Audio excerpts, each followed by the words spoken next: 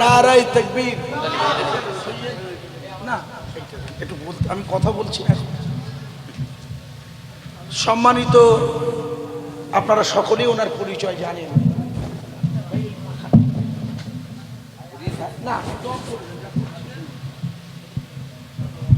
হ্যাঁ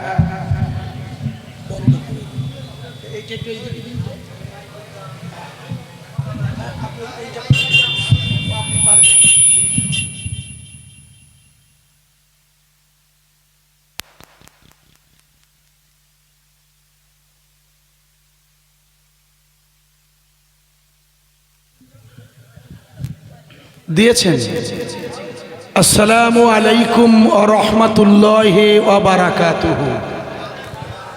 প্রিয় পিপুলল্যান্ড গ্রামবাসী ভাই সব, আমাদের মাদ্রাসা পাড়া সহ এই মসজিদের এই মহল্লার শুধু মেহমান যারা আছি, এতক্ষণ ধরে আমরা আমাদের ফুরফুরা শরীফের প্রতিষ্ঠাতা যে সৈয়দ বংশ, আপনারা ইতিহাসে জানেন, আমাদের ফুরফুরা ফাতিহিয়া সিদ্দিকিয়া মাদ্রাসার সুযোগ্য দীর্ঘদিনের মুহাদ্দিস, আমাদের বয়সে আমি ওনার চেয়েও একটু, ওনার এই যে ইনি এসেছিলেন এর আব্বাজানের হজরতে আলহাজ পীর সৈয়দ আমজাদ হোসেন বুখারী সাহেব, আমি ওনার চেয়ে একটু বয়সে বড়, এনার আব্বার চেয়েও। ওই এই লাইনে অনেক দিন তো ওনারই সুযোগ্য সাহেবজাদা এতক্ষণ ধরে আমাদের পিপুলল্যান্ডে খুব সুন্দর করেছে মসজিদটি। আপনাদের মাদ্রাসাটাও আমাদের, আপনাদের বলা ভুল আমার, আমি অনেক দিনের দীর্ঘদিন পিপুলল্যান্ড এই জন্য। আচ্ছা, এই হ্যালোজিনটা একটু নেবানো যায়, শুধু এই হ্যালোজিনটা, এই লাইটম্যান একটু হ্যালোজিনটা খুব চোখে লাগছে, এই হ্যালোজিনটা। মাহে আপনি মাইকলা কি নাম? হ্যাঁ আপনার সুজয় বাবুকে কিছু খাওয়াবেন। আমি কি বলেছি বুঝতে পেরেছেন? ইনি আমাদের মেহমান, মাইকলা প্যান্ডেলওয়ালা যে বা যারা আছেন তাদেরকে মেহমানদারি করতে হয়। আমাদের চিকেন আছে সুজয় বাবু, আপনি যদি মনে করেন কিছু খাবেন, কেন, এটা আমাদের সিস্টেম। কেন আমরা সকলেই জানি হিন্দু মুসলিম জৈন খ্রিস্টান ইহুদি নাসারা সকলের সৃষ্টিকর্তা এক। চারিদিকে রামনবমীর আবহে রাজনৈতিক নেতারা পরিবেশ গরম করতে চায়, ওটা তাদের রাজনীতির কৌশল। আর আমাদের দ্বীনি দাওয়াত হলো ঈমানওয়ালাদের কাছে এই দাওয়াত পৌঁছানো। আমি চেষ্টা করব আপনাদের কাছে পৌঁছানোর। পরপর আপনারা একটু নজর রাখুন। কর্তৃপক্ষকে বলছি, আমি তো চিনি না, জনাব হাশেম সাহেব সহ যারা আছেন আপনারা একটু এদের মেহমানদারি করবেন। যদি কিছু খেতে চায়, না চাইলে জোর নেই, বলতে হয়। মাহে সওয়ালের পুণ্যময় চাঁদ ইনশাল্লাহ ঘোড়াঘাটা পিপুলল্যান্ডের আকাশে গত পবিত্রতম, সব ভাই জানেন দিনটি ছিল, আপনাদের মনে আছে গত রবিবারেই চাঁদ উঠেছিল না? একটু হ্যাঁ না বলুন। আকাশেতে চাঁদ, এই আপনি আমাকে মোটরসাইকেলে আনলেন না, আবার নিয়ে যাবেন। আকাশেতে চাঁদ মাহে সওয়ালে ঈদ এসেছে, দেখো ঈদ এসেছে, চারিদিকে যে দেখো খুশি নেমেছে। আয় আয় কে যাবি এখানে আয়, সবাই মিলে পড়ি দরুদ, যাবে মদিনায়। আল্লাহুম্মা,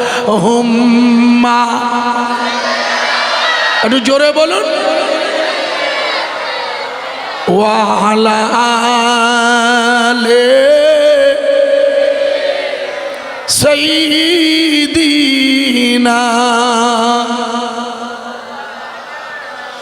মাওলানা মুহাম্মদ সাল্লাল্লাহু আলাইহি ওয়াসাল্লাম। আল্লাহর নবীর নাম শুনেই দরুদ শরীফ পড়তে আম্মা যান। আমাদের পিপুল্যান্ডের এই এটা পশ্চিম পাড়া নাকি ওস্তাকার পাড়া, আমি সব জানি না, শুধু পিপুল্যান্ড বলে লেখা, আর কিচ্ছু লেখা নেই। পিপুল্যান্ডের এই ওস্তাকার পাড়া আমার মায়েরা যারা আছেন, আপনারা ওই বসার জায়গায় বসে মাইকের আওয়াজে আপনারাও দরুদ শরীফ পড়বেন। আমার মায়েরা আপনারাও খুব ভালোবাসা নিয়ে রসুলের শানে দরুদ শরীফ পড়বেন। কেন? যেহেতু দরুদ শরীফ আপনাকে রসুলের কাছাকাছি পৌঁছে দেয়। আপনারা যারা ন্যূনতম লেখাপড়া জানেন, বেশি জানার দরকার নেই, ছোট্ট একটু উদাহরণ দিলে বুঝতে পারবেন। মনে করে দেখুন, যখন আরজি করে আমার ওই ডাক্তার বোনটিকে নিয়ে চারিদিকে যখন আন্দোলন চলছিল, মনে আছে 2024-এর 9 আগস্ট কলকাতার আরজিকর হাসপাতালে, আপনারা মনে করে দেখুন, ভুল বুঝবেন না, আমি উদাহরণটা দিচ্ছি দরুদ শরীফের, অথচ নিয়ে যাচ্ছে আরজি করে, মাথায় যেন উল্টে নেবেন না।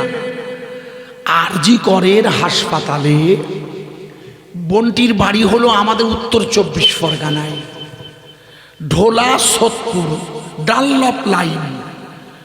ও MBBS পাশ করে MD পড়ছে, MD। রাত 3টের সময় এতদিনে জেনে গিয়েছেন ছেলেটার নাম সঞ্জয়।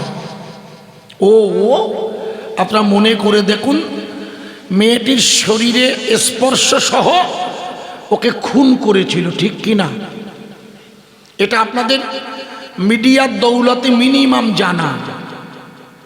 ওই খুনি ছেলেটির বিরুদ্ধে সব রাজনৈতিক দল আন্দোলন করেছিল। মনে করে দেখুন, কি 15 দিনের মধ্যে ফাঁসি চাই আমাদের মুখ্যমন্ত্রী দাবি রেখেছিলেন।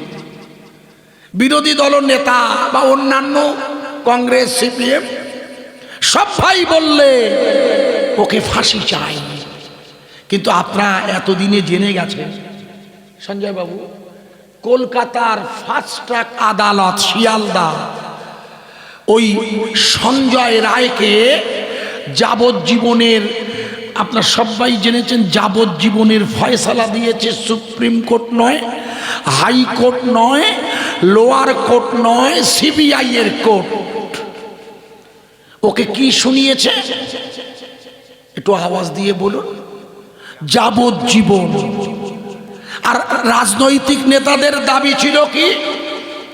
গুড, ফাঁসি মানে ওকে ধরো আর ওকে মেরে ফেলে দাও, কতল করো। কিন্তু হলো অন্য, ওটা হয়নি। মনে করে দেখুন, ওটা কিন্তু হয়নি এখন পর্যন্ত যেটা পরিস্থিতি। এরপরে হাইকোর্টে সিঙ্গেল বেঞ্চে যাবে, ডবল বেঞ্চে যাবে, সুপ্রিম কোর্টে সিঙ্গেল ডবলে যাবে, 20 বছর লেগে যাবে ফয়সালা হতে। অতএব সবাই চাইছে ফাঁসি দাও, কিন্তু মুশকিল হলো তার উল্টো। মনে করে দেখুন, ওই সময় আমাদের রাষ্ট্রপতি শ্রীমতী দ্রৌপদী মুর্মু মহাশয়া, আমাদের রাষ্ট্রপতি কিন্তু মহিলা, জানেন সবাই, উড়িষ্যা ক্যাডারের ইনি হলেন খুব শিক্ষিতা, উচ্চ হাই কোয়ালিটি। উনি বললেন, এই মামলায় চারিদিকে যখন আন্দোলন চলছে, মায়েরা শুনে নিন, যেহেতু আমাদের রাষ্ট্রপতি মহিলা, ঘটনাটা ঘটেছে এক মহিলাকে কেন্দ্র করে। আর স্বাভাবিক নিয়মে মেয়েদের প্রতি শরিয়াত হুকুম দিয়েছে কোনো পুরুষের না দেখা। রসুল বললে তোমরা অন্য কোনো মেয়ের প্রতি নজর দেওয়ার আগে তোমার স্ত্রীর দিকে নজর দেবে। একটু জোরে বলা যাবে না? আরো জোরে বলতে পারেন না? ওই ছেলেটি 4টে বিয়ে হয়েছে। আমাদের সব বলে যে মুসলমানদের 3টে 4টে বউ, মিথ্যে কথা। সঞ্জয়ের এর আগে 4 নম্বর বিয়ে হয়ে গেছে। 4, 5, 4টে শেষ। তৎসত্ত্বেও ওই মেয়েটির দিকে তাকিয়ে শরীরে স্পর্শ করে ওকে খুন করে দিয়েছে আরজি করের হাসপাতালে।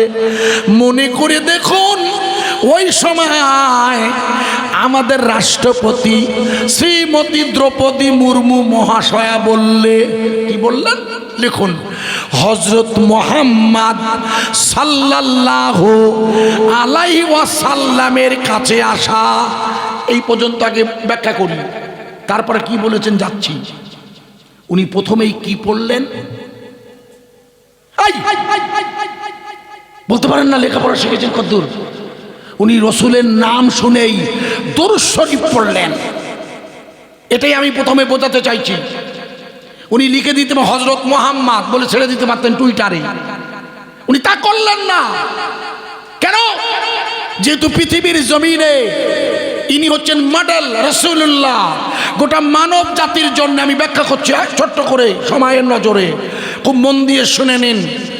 আমাদের রাষ্ট্রপতি এই জন্য বললেন যে হযরত মুহাম্মদ সাল্লাল্লাহু আলাইহি ওয়াসাল্লাম, তার মানে নবীর নাম শুনেও রসুলের নাম লিখেও উনি দরুদ শরীফ পড়লেন। সওয়াব হবে কিনা আমি ও জায়গায় যাচ্ছি না, কারণ সওয়াব হতে গেলে কিছু শর্ত লাগে।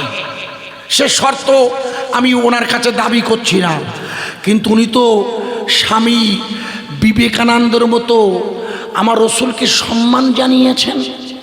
স্বামী বিবেকানন্দ যেমন বললেন না, মধ্যপ্রাচ্যের আকাশে একটা উজ্জ্বল নূর এসেছে, জানেন না? আরে কিছুই জানেন না, মুশকিল বোঝানো। রসুলের শানে চারিদিকে যখন বিতর্ক চলছে, ঠিক সেই সময় আমাদের স্বামী বিবেকানন্দ বলেছিলেন যে মধ্যপ্রাচ্যের আকাশে একটা উজ্জ্বল নূর এসেছে। ওই নূর হলো মুহাম্মাদুর রাসূলুল্লাহ। কোথায় আছেন? তার মানে রসুলের নাম শুনে কি করতে হবে? জোরে বলুন। এই জন্য আমি শুরুতেই দরুদ পড়িয়ে দিয়েছি আম্মা, আর একবার দিচ্ছি যে রাষ্ট্রপতি দরুদ শরীফ পড়ছেন, বুঝুন আর নাই বুঝুন। আমার কথা কি বোঝা যাচ্ছে? হ্যাঁ না বলো, না হলে পাল্টে দেব। কোথায় আছেন প্রাণের নবী? কোথায় আছেন যে আল্লাহর নবী? এই কে বললো এখানে? মদিনায় কে বললো? আপনি? ধন্যবাদ, ঠিক বলেছেন, নিশ্চয়ই ঠিক। রসুলের রওজা মদিনা শরীফে, সুন্দর বলেছেন। কিন্তু আমার আগের ওলামা পীরজাদা, আমি পীর সাহেবও নই, পীরজাদাও নই, সাধারণ ঘরের ছেলে। আগের ওলামা আপনাদের কাছে যখন বক্তৃতা করতে করতে নারায় তকবীর দিতে দিতে নারায় রেসালা বলেছিল, মনে আছে? আমি তখন ওখানে বসে এনাদের দেওয়া মেহমানদারি করছি। নারায় রেসালা বলেছিল, আপনারা বলেছিলেন ইয়া রাসূলুল্লাহ, বলেছিলেন। কেন বললেন? বললেন কেন বললেন? এটা হচ্ছে আসলে আপনাদের কাছে আমি বুঝিয়ে দিচ্ছি। আমরা হলাম, উনি বলছিলেন আমার সময়, কিন্তু ব্যাখ্যা করেননি বা বললেন না। আমরা হচ্ছি আহলে সুন্নতুল জামাতের আকীদায় বিশ্বাস করি। এই আহলে সুন্নত জামাতের কিছু নিয়ম আছে, নীতি, ভালো করে শুনবেন। আপনাকে জিজ্ঞেস করেছি কিন্তু রসুল কোথায়? আপনি বলেন মদিনায়। আর ইয়া রাসূলুল্লাহ মানে রসুল তখন এই আপনার পিপুল ল্যান্ডে। আপনি বলেছেন, কিন্তু আমার কথা কি বোঝা? ইয়া রাসূলুল্লাহর মানে হলো রসুল এখানে হাজির। বোঝা যাচ্ছে কি? হ্যাঁ না বলো। আপনারা বলেছেন, কিন্তু কেন বলেছেন কিছু আমি জিজ্ঞেস করছি, কিছু বলতে যায় না। শোনেন, এটা হচ্ছে আকায়েদটা শুনে নিন। তাহলে আল্লাহ রাসূল সাল্লাল্লাহু আলাইহি ওয়াসাল্লাম মদিনা শরীফে, আপনারা কিন্তু এখানে বলেছে ইয়া রাসূলুল্লাহ। আমি কিন্তু এটা বলার বিরোধী নই, আমি বোঝাচ্ছি যেটা আপনারা জানেন না। তাই অনেকে প্রশ্ন করবে, ফুরফুরারা তো ইয়া রাসূলুল্লাহ পড়ে না। মেজলা হুজুরের সাহেব যেটা সাইফুদ্দিন সিদ্দিকী লিখে দিয়েছে, আছে কেতাবে আমার কাছে। উনি পড়লেন, ব্যাখ্যা করলেন না, ভুল যাবে আপনাদের কাছে। কেন? রসুল তো মদিনায়, কিন্তু না। আহলে সুন্নতুল জামাতের আকীদা হলো আল্লাহ যদি চায় আল্লাহর নবী পিপুল্লানে হাজির হয়ে যায়। কার চাইতে হবে? এটা হচ্ছে আমাদের আকায়েদ। আমরা বিশ্বাস করি সর্বক্ষণ হাজির নাজির নয়।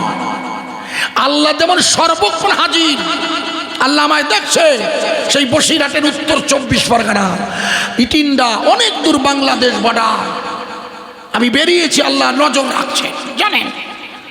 কিন্তু রসুল সর্বক্ষণ হাজির নাজির। এই হাজির নাজির তখনই হন যখন আল্লাহ, আমার কথা বোঝা যাচ্ছে কি? যেহেতু মদিনায় যেতে গেলে এই মুহূর্তে 7 লাখ টাকা খরচা, অসম্ভব। কিন্তু এখানে বসে যদি রসুলের গন্ধ পাওয়া যায়, এই জন্যে খুব ভালোবাসা নিয়ে আল্লাহর রসুলের শানে প্রেমের নজরানা। এমন নবী কোথায় পাবে, আমায় তোমরা বলো না। নবী আছে মদিনায়, কবে যাব জানি না। দূর ভারতে আছি বসে, পিপুল্যানের গ্রামেতে সবাই মিলে আছি বসে। ওস্তাগার পাড়ার মসজিদে মা আমেনার কোলের দুলাল তাজেদারে মদিনা।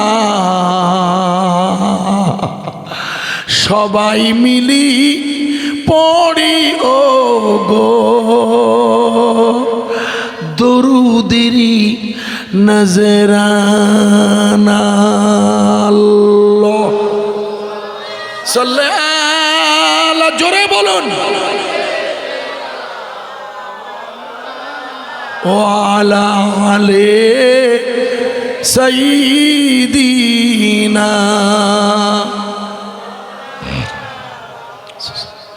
আউযু বিল্লাহি মিনাশ শাইতানির রাজিম। বিসমিল্লাহির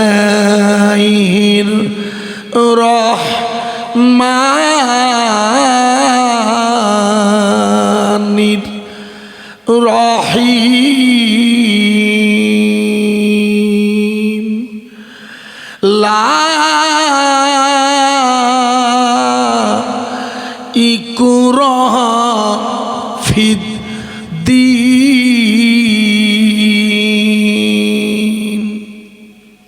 সম্মানিত পিপুল্যান্ড ওস্তাগার পাড়ার এই মহল্লার জামে মসজিদ ইমাম সাহেব জানার নিবাস ফুরফুরা শরীফে, ভারী সুন্দর আপনাদের ইমাম সাহেবজি। সম্মানিত আমাদের এই ওস্তাগার পাড়ার মসজিদের মুয়াজ্জিন সাহেব এখানে আছেন, মানে কই আপনি তো মানে আমি জানি না বলে খোঁজ করছি কেন? শীত গ্রীষ্ম বর্ষা ইমাম আর মুয়াজ্জিনেই ভরসা।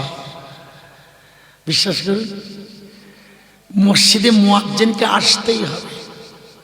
সম্মানিত আমার আগে ফুরফুরা শরীফের বেলপাড়া মোহতারাম স্নোপ্রতিম আমাদের হুজুরের আওলাদ বায়ান করেছেন, ইনশাল্লাহ ওনার সময় অনুযায়ী 11টা পর্যন্ত বেরিয়ে 5-7 করে যেভাবে সময় দেওয়া আছে সুন্দর করে নসিহাত করছিলেন।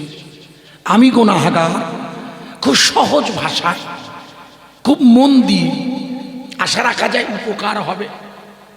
জাতি ধর্ম বর্ণ হিন্দু মুসলমান মিলিতভাবে আমরা পিপুল লাইনে বসবাস করি।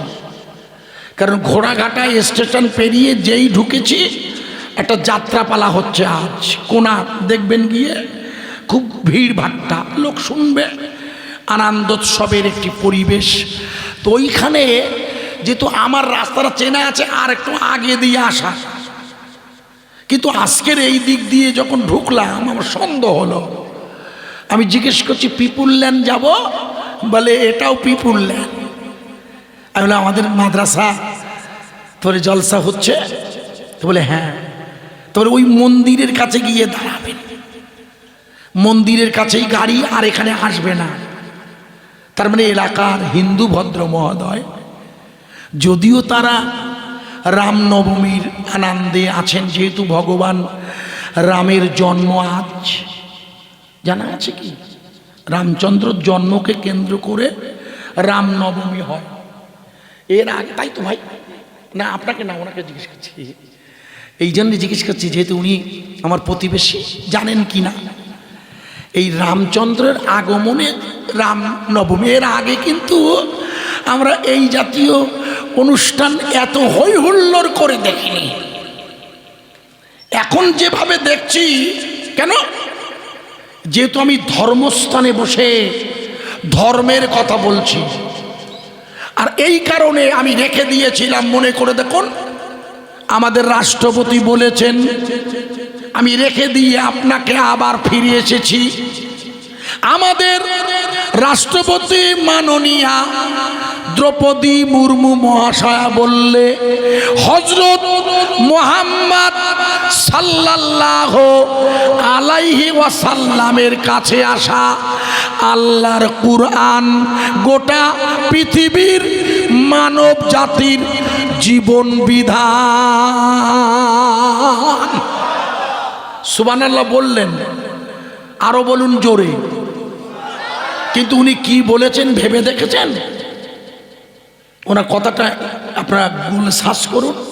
আমি বাজে কথা তো বলি না, জানেন পুলিশের ঝামেলা, সেই জন্যে গুগল সার্চ করে দেখে নিন উনি কি বলেছেন। কথাটা মারাত্মক, কিন্তু সুবহানাল্লাহ পড়লেন না বুঝে, বুঝলে আবার পড়তেন। উনি বললেন যে হযরত মুহাম্মদ সাল্লাল্লাহু আলাইহি ওয়াসাল্লামের কাছে আছে কোরআন। কোরআনটা কি? কোরআন হচ্ছে পৃথিবীর জমিনে আল্লাহর তরফ থেকে আসা বিশ্ববাসীর জন্য নিয়ামত। জোরে বলুন, আরে জোরে বলুন। কোরআনটা কি?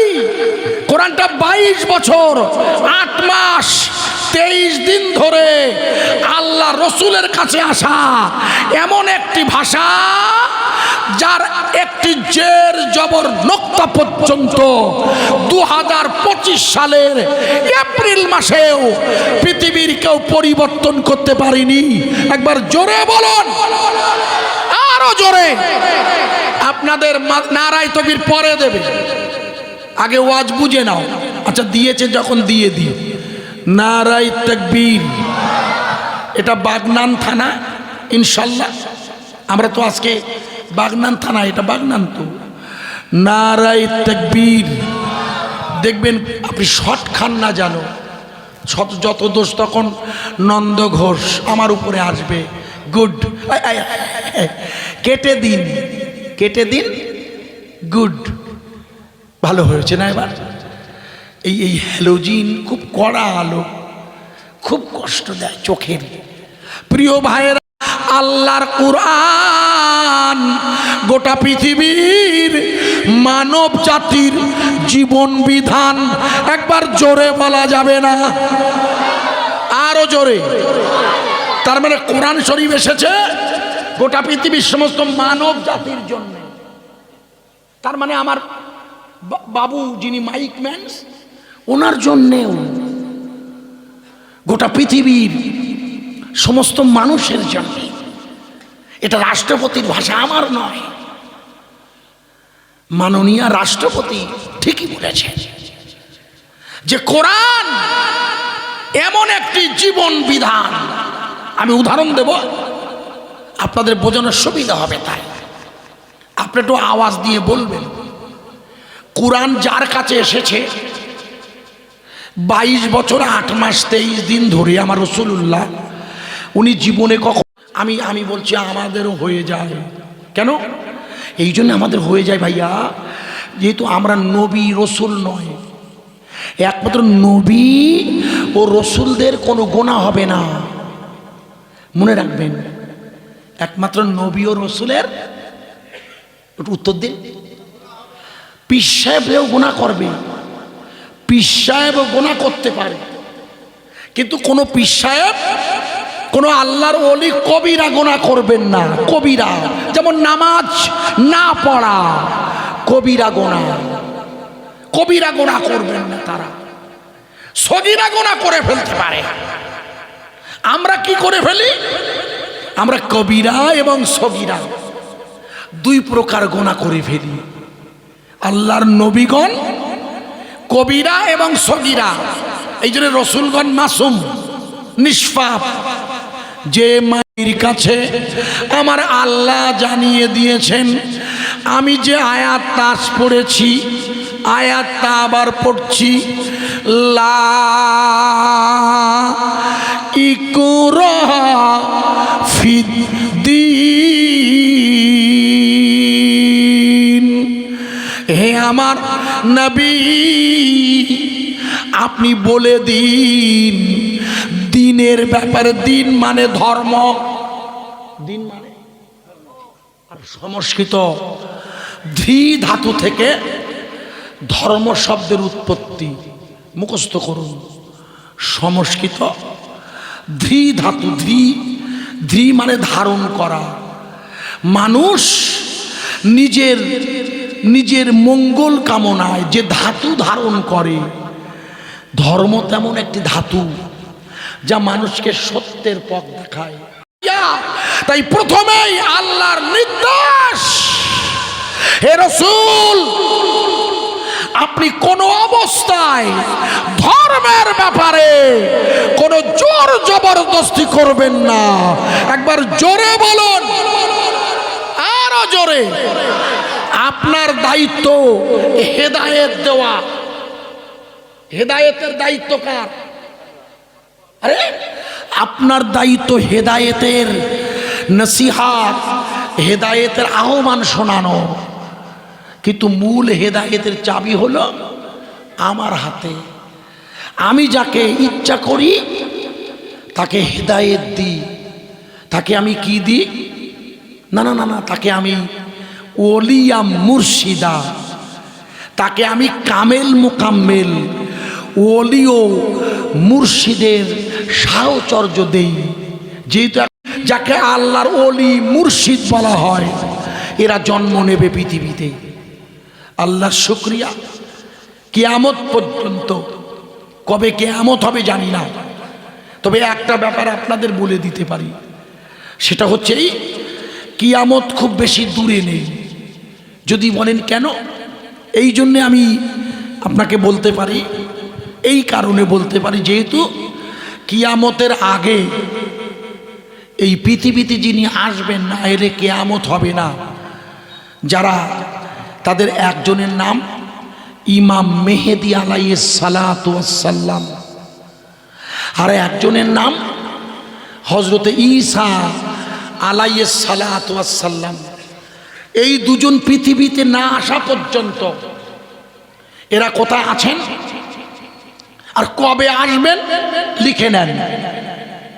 ঈসা রুহুল্লাহ উনি আসবেন আমেরিকার ডোনাল্ড ট্রাম্প তার ক্ষমতার বলে গাজা ভূখণ্ডের মুসলিমদের যে দুটো দেশে তাড়িয়ে দিয়ে নতুন করে প্রমোদ কানন বানাতে চায় গাজার ভূখণ্ডে, তার একটি জায়গার নাম মিশর আর একটির নাম জর্ডান। মনে করে দেখুন ডোনাল্ড ট্রাম্প এই দুটি দেশের উপর চাপ দিচ্ছে যে আপনারা গাজার মুসলমানদের জায়গা দেন। যে দেশটি প্রথম বললাম তার নাম মনে করে দেখুন মিশর, সিরিয়া। আর আপনারা সবাই জানেন এই সিরিয়ার রাজধানীর নাম দামাস্কাস। আর দামাস্কাসের মসজিদে দুইজন ফেরেশতার কাঁধে ভর দিয়ে ঈসা রুহুল্লাহ অবতরণ করবে ইমাম মেহেদীর সাহায্য করতে। একবার জোরে ইসরাইল। ওই এলাকায় তো কিয়ামত হবে, হাদিসের ভাষা। ওই এলাকায় কি হবে? কিয়ামত হবে। ওখানেই ইজা জুলজিলাতিল আরদু জিলজালাহা। আর ওইখানে ইমাম মেহেদী আসবে। কেন, কবে আসবেন তারিখটা লিখুন, কোন দিন জানি না, কিন্তু কবে আসবে আমি আপনাকে দেখাচ্ছি। পাঞ্জাবের জমিনে শুয়ে আছেন মোজাদ্দেদ আল পেসানি আহমদ ফারুকি সিরহিন্দি, যাকে মোজাদ্দেদিয়া তরিকার শায়েখ বলা হয়। পাঞ্জাবের জমিনে গেছেন কেউ? সিরহিন্দে গেছেন? ওইখানে যিনি শুয়ে আছেন ওনাকে আমরা মোজাদ্দেদ আল পেসানি হুজুর বলি। মোজাদ্দেদ আল পেসানির বাংলা মানে হলো হাজার বছরের যুগ সংস্কারক। যেমন দাদা হুজুরের নামে লেখা হয় না মোজাদ্দেদ, দাদা হুজুরকে মোজাদ্দেদ বলা হয়, তার একটা লিমিট আছে। আর ইনি হচ্ছেন হাজার বছরে রসুল বলে দিয়েছেন এনার কথাটা। ইনি জন্ম নিয়েছিল কবে? 973 হিজরিতে। ভালো করে শুনবেন। আর এখন কত হিজরি? এখন হচ্ছে 1446 হিজরি। তার মানে হযরতে মোজাদ্দেদ আল পেসানি পাঞ্জাবে যিনি আরাম করছেন, আকবর বাদশাহ আর জাহাঙ্গীর বাদশাহ ইমানের কলেমার বিরোধীর মাঝে যিনি পৃথিবীতে এসেছিল, পাঞ্জাবের জমিনে যার রওজা, যিনি পাঞ্জাবের বুরুজে একসঙ্গে 50 জন নবীর কবর দেখিয়ে দিয়েছিল। একবার জোরে বলুন। গেছেন সেখানে? প্রতি বছর যাবেন, আমি যাই, আমি নিজে ওই তরিকাটা করি। নকশবন্দিয়া মোজাদ্দেদিয়া তথা খাস মোজাদ্দেদিয়া। উনি পাঞ্জাবের জমিনে শুয়ে আছেন, লিখে নেন। উনি ভারতবর্ষে কোথায় নবীদের কবর আছে উনি দেখিয়ে দিয়েছিলেন। আপনাদের জানা নাই, আপনারা জানেন না, হয়তো জেনে নিন। বহু নবী ভারতে আছে। এই ভারতবর্ষে অসংখ্য নবী আছে। আমি দুটো জায়গার নাম বলছি, আপনাদের বুঝতে সুবিধা হবে। আমার ওয়াজ কি বোঝা যাচ্ছে? কেন বলছি? এই ইমাম মোজাদ্দেদ আল পেসানির যুগে ইমাম মেহেদী আসবেন। মোজাদ্দেদ আল পেসানি ওনার কেতাবে লিখেছেন, ফুরফুরা দাদা হুজুর সেটা মেনে নিয়ে বসিরহাটের বড় মাওলানা আল্লাহ রুহুল আমিন সাহেব, যার জীবনী লিখেছি আমি, উনি কেতাবে লিখে দিয়েছেন ইমাম মেহেদী মোজাদ্দেদিয়া তরিকা করবে। তার মানে পৃথিবীতে ইমাম মেহেদিয়ারা নতুন কোন তরিকা আনবে না। এই কাদিরিয়া, চিস্তিয়া, নকশবন্দিয়া, মোজাদ্দেদিয়া, এই চার তরিকার শেষ তরিকা মোজাদ্দেদিয়া তরিকা ইমাম মেহেদী গ্রহণ করবেন। আর ইমাম মেহেদী গ্রহণ করবেন যার তরিকা, তার সময় আছে আর 450 বছর মাত্র। 450 বছর হলে 2000 হিজরি হয়ে যাবে। আমি কি বোঝাতে পারছি ইতিহাস? কেউ বলে না, কোনো আলেম ওয়াজ করে না, আমি চ্যালেঞ্জ করছি, ভুল বুঝবেন না। এসে গেল বলে বোঝাচ্ছি, ধর্মের নামে জোর জবরদস্তি করবে না, আয়াতটা মাথায় রাখুন। কারণ চারিদিকে এখন ধর্মের নামে জোর জবরদস্তি চলছে। আপনি কাউকে জোর করে নামাজের দাওয়াত দিলেও সে নামাজ পড়বে না। আপনি তাকে বারবার বোঝাচ্ছেন, আমার কথা বোঝা যাচ্ছে? হ্যাঁ না বলুন। রমজানুল মুবারকের মাসে যে এক মাস রোজা রাখা ফরজ, এখানে যারা আছে সবাই রেখেছেন? সবাই নো। অনেক জায়গায় দেখা যায় গ্রামের 30% যুবকেরা রাখে না। আপনাদের এখানে হয়তো আমার জানা নাই। তার মানে হেদায়েতটা তো আল্লাহর হাতে, আপনি বললেও হবে না। শুনে রাখুন কমিটি সাহেবান, তাই আপনার এই ছোট মসজিদ গ্রামের মুসল্লি দিয়ে সবসময় নাও ভরতে পারে, এতে দুঃখ করার কিছু নেই। আমার কথা কি বোঝা যাচ্ছে? 3 কাতারের এই মসজিদ, এসি দিয়া আরামদায়ক সুন্দর খোদার ঘর, এটাও পূর্ণ হতে নাও পারে যদি তাদের নসিবে হেদায়েত না থাকে। বোঝা যাচ্ছে? এর চেয়ে সোজা করতে পারবো না, চেষ্টা করছি। প্রিয় ভাই সব ভালো করে শুনে নিন। ওই 3য় হাজার বছর হবে কোনো কেতাবে কোরআন হাদিস এখন আমি পাইনি। বোঝা যাচ্ছে কি? তার মানে 3য় হাজার, এখন 2য় হাজার চলছে, 1446, মানে 2য় হাজার না, রসুলের আসার পর থেকে বলছি। কিন্তু হুজুরে এলে হিজরি গণনা শুরু হয়, সেইটা বলছি। 3য় হিজরি শুরু হবে নেই, তার মানে এই 2য় হিজরির মধ্যে কিয়ামত হবে। সাবধান, এটা আমার দায়িত্ব বুঝিয়ে দেওয়া। এই 450 বছরের মধ্যে ইনশাআল্লাহ পৃথিবী ধ্বংস হবেই। ইমাম মেহেদী যেহেতু এই তরিকাটা করবেন, আর এই তরিকতের সময় আছে আর 450 বছর। আর পৃথিবীতে নতুন করে কোনো তরিকার আসবে না, যেমন কোনো নবী আসবেন না, কোনো তরিকা আসবে না। আপনারা ভালো করে বুঝবেন, কোনো নবী আসবে? একটু হ্যাঁ না বলুন। এবারে 2024-এর লোকসভা ভোটের সময় মোদিজি দাবি করেছিল না, আপকি বার 400 পার বলেছিল না? একটু হ্যাঁ না বল। আমাদের মুখ্যমন্ত্রী বলেছিল আপকি বার পগার পার। হাসছেন কেন? আমি বোঝাচ্ছি, ওয়াজ বুঝতে শেখো। মোদিজি বলেছিল আপকি বার 400 পার, আর আমাদের দিদিমণ্ডলী পগার পার। আমি বলবো আল্লাহ, ওটা রাজনীতির ভাষা, মরিকে যা, আমি ওটা বুঝি না। কিন্তু বাস্তবটা কি দেখলেন? 240-এ দাঁড়িয়ে গেল। ভালো করে শুনবেন, 240-এ দাঁড়িয়ে গেল। গত বুধবার ওয়াকাফ বিল পাস হতো না যদি চন্দ্রবাবু নাইডু আর নীতিশ কুমার পাল্টি না খেত। ওরা তো রোজার মাসে মুসলিমদের ডেকে বলেছিল আমরা ওয়াকাফ বিল সমর্থন করব। কেন? এই ওয়াকাফ, এই সে ওইটা গেত গেল কোথায়, ওই মাই গলা যাকে যাক, এই ওয়াকাফ, এ মসজিদ, এটা কার ঘর? জোরে বলুন। এ ঘরের মালিককে? এ জমি দিয়েছেন কি আপনারা? যেই জমি দেন হাসান সাহেব, এই মসজিদের জমি যিনি দেন, তিনি আর তার পরিবার যদি কোনোদিন দাবি করে যে এই পিপুল্যান্ড ওস্তাগার পাড়ার জমির মালিক আমরা, সেই দিন থেকে এই মসজিদে আর নামাজ হবে না। আমি পশ্চিমবঙ্গ সরকারের মুফতি ফতোয়া দিয়ে গেলাম, কারোর বাবার ক্ষমতা নেই কাটা। এটা কার ঘর? চিল্লে বলুন। এখানে কি হয়? এখানে আল্লাহর সাথে বান্দার শুকরিয়া আদায়ের সুবহানা রাব্বিয়াল আলা বলা হয়।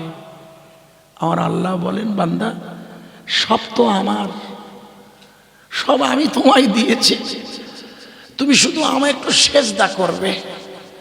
আমি তোমার কাছে কোনো কিছু দাবি করি না। তুমি রাত 8টা 7:30টার মধ্যে 4 রাকাত ফরজ পড়ে, 2 রাকাত সুন্নত, 3 রাকাত বেতের, 2 রাকাত করে নফল পড়ে তুমি ঘুমিয়ে যাও। সারা রাত আমার দেওয়া খাবার খেয়ে পিপুল্যানে তুমি ঘুমাও। ভোরবেলা ওঠো, মসজিদে এসো, শুধু 4টে রাকাত নামাজ পড়ো। তুমি ঢোকার সময় বলো আল্লাহুম্মা ফতাহলি আবওয়াবা, ওগো আল্লাহ আমি তোমার ঘরে ঢুকছি, তোমার জান্নাতে। ইন্নামা ইয়ামুরু মাসাজিদাল্লাহ, নিশ্চয়ই এই মসজিদ আমি আল্লাহ আমার ঘর। জোরে বলুন। একটু জোরে দিন নারায়ে তাকবীর। এই নারায়ে তাকবীর, নারায়ে তাকবীর। এই মসজিদ কার ঘর? এটা কারোর ব্যক্তিগত সম্পত্তি নয়, আল্লাহ নিজেই পরিচয় দিয়েছে, ইন্নামা ইয়ামুরু মাসাজিদ আল্লাহ, সূরা তাওবা। মান আমানা বিল্লাহ, যারা আমার ঘরে যাবে ওরা ঈমানদার, আল্লাহ বলছে। তারা কি করবে? ওয়া ইকামিস সালাহ, ওরা ওখানে গিয়ে নামাজকে দাঁড় করাবে। ওরা আমার কাছে সুবহানা রাব্বিয়াল আযীম বলবে। ওরা সামি আল্লাহ হুলিমান হামিদা বলবে। রব্বানা রব্বানা রব্বানা লাকাল হামদ, সকল প্রশংসা কার? আরে জোরে বল, রব্বানা লাকাল হামদ, আল্লাহু আকবার, সুবহানা রাব্বিয়াল আলা। 2 রাকাত তো ফজরের ফরজ। নামাজটা শেষ করে তুমি মসজিদ থেকে বার আমার সবাই বলো আল্লাহুম্মা ইন্না আসআলুকা মিন ফাদলিকা। মুখস্থ আছে আপনার? আছে? নেই? নেই, করে নেবেন।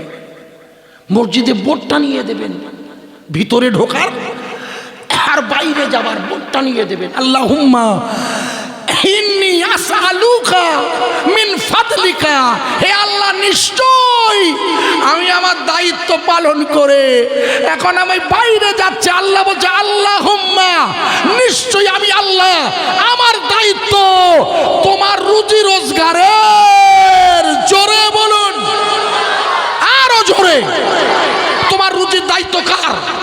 কে বলছে? কে? আল্লাহ আল্লাহ আল্লাহ। অথচ মুসলিম আপনার খাওয়া হয় না, অভাব। না না না না না, কোনো মুসলমানের অভাব হতে পারে না, বিশ্বাস করুন। যে মুসলমান তার মালিকের সেজদা দেয়, মালিকের নিজের দায়িত্ব বর্তায়, বিশ্বাস করুন।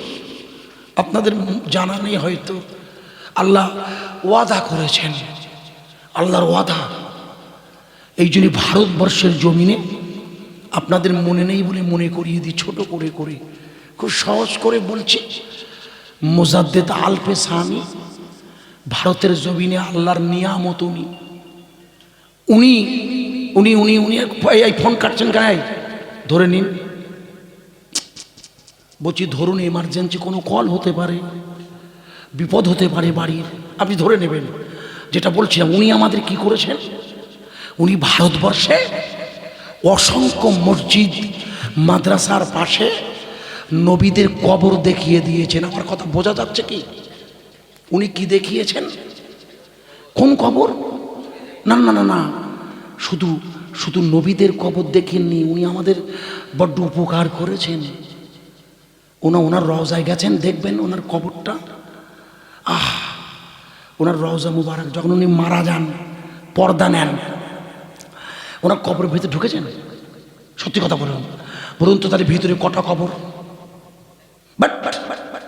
মারবো কিন্তু খুশি, আমার সাথে ফালতু বলবেন না, না জানলে চুপ থাকুন।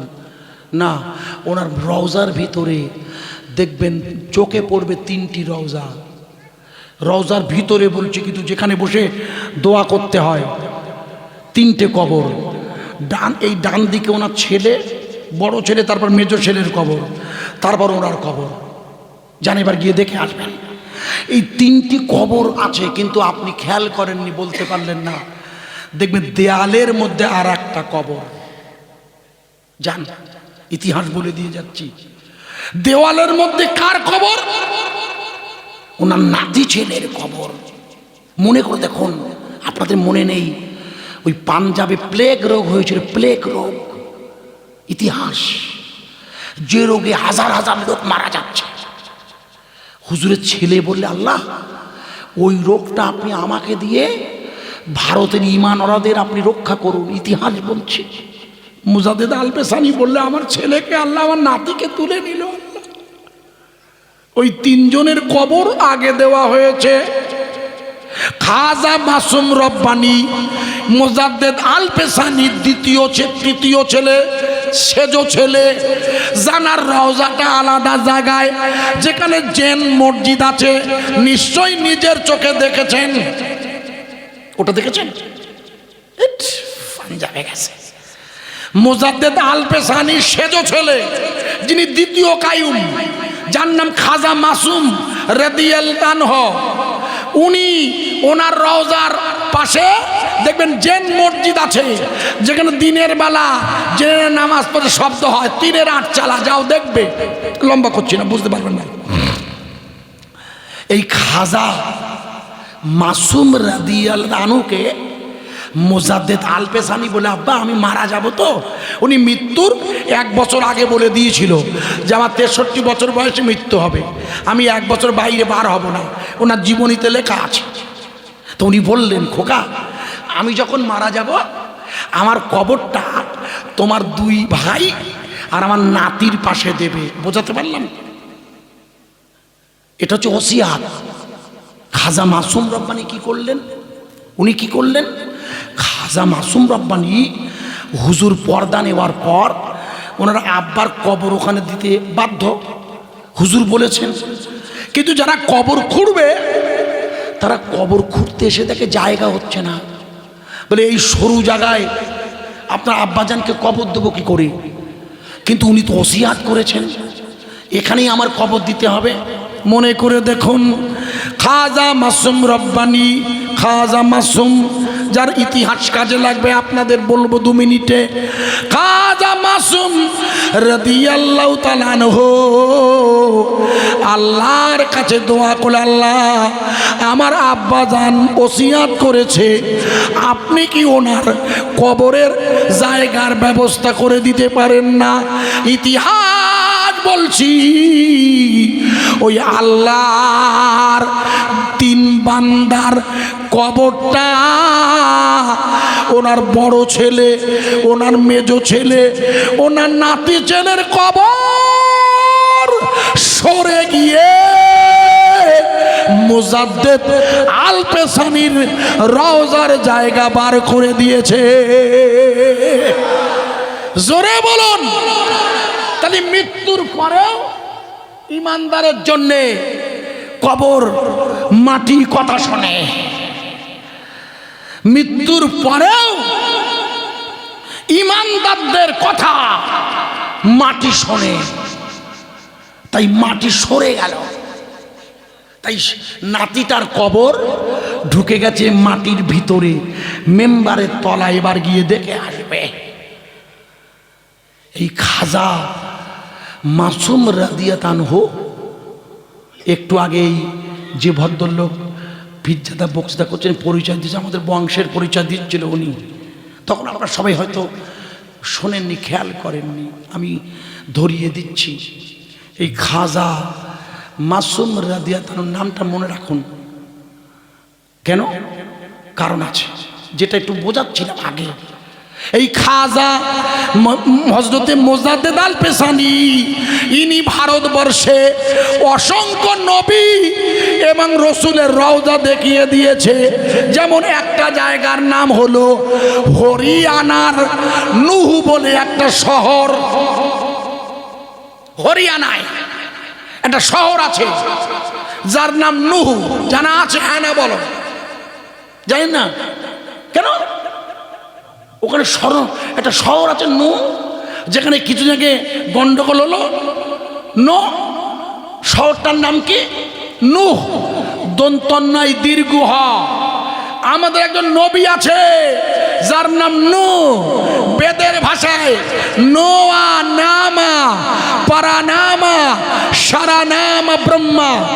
এই পৃথিবীর জমিনে একজন নবী এসেছেন, যিনি নৌকায় করে তার উম্মতকে বাঁচিয়েছে মারাত্মক প্লাবন থেকে। বেদের ভাষায় ওই নবীর নাম নোয়া, আর কোরআনের ভাষায় উনি নূহু আলাইহিস সালাতু ওয়াস সালাম। একবার জোরে বলুন। পৃথিবীতে একমাত্র বন্যা হয়েছিল কোন নবীর জমানায়? আরে কোন নবী? ওই নবীর জমানার কথা বেদের মধ্যেও লেখা আছে, ওনার নামও দেওয়া আছে।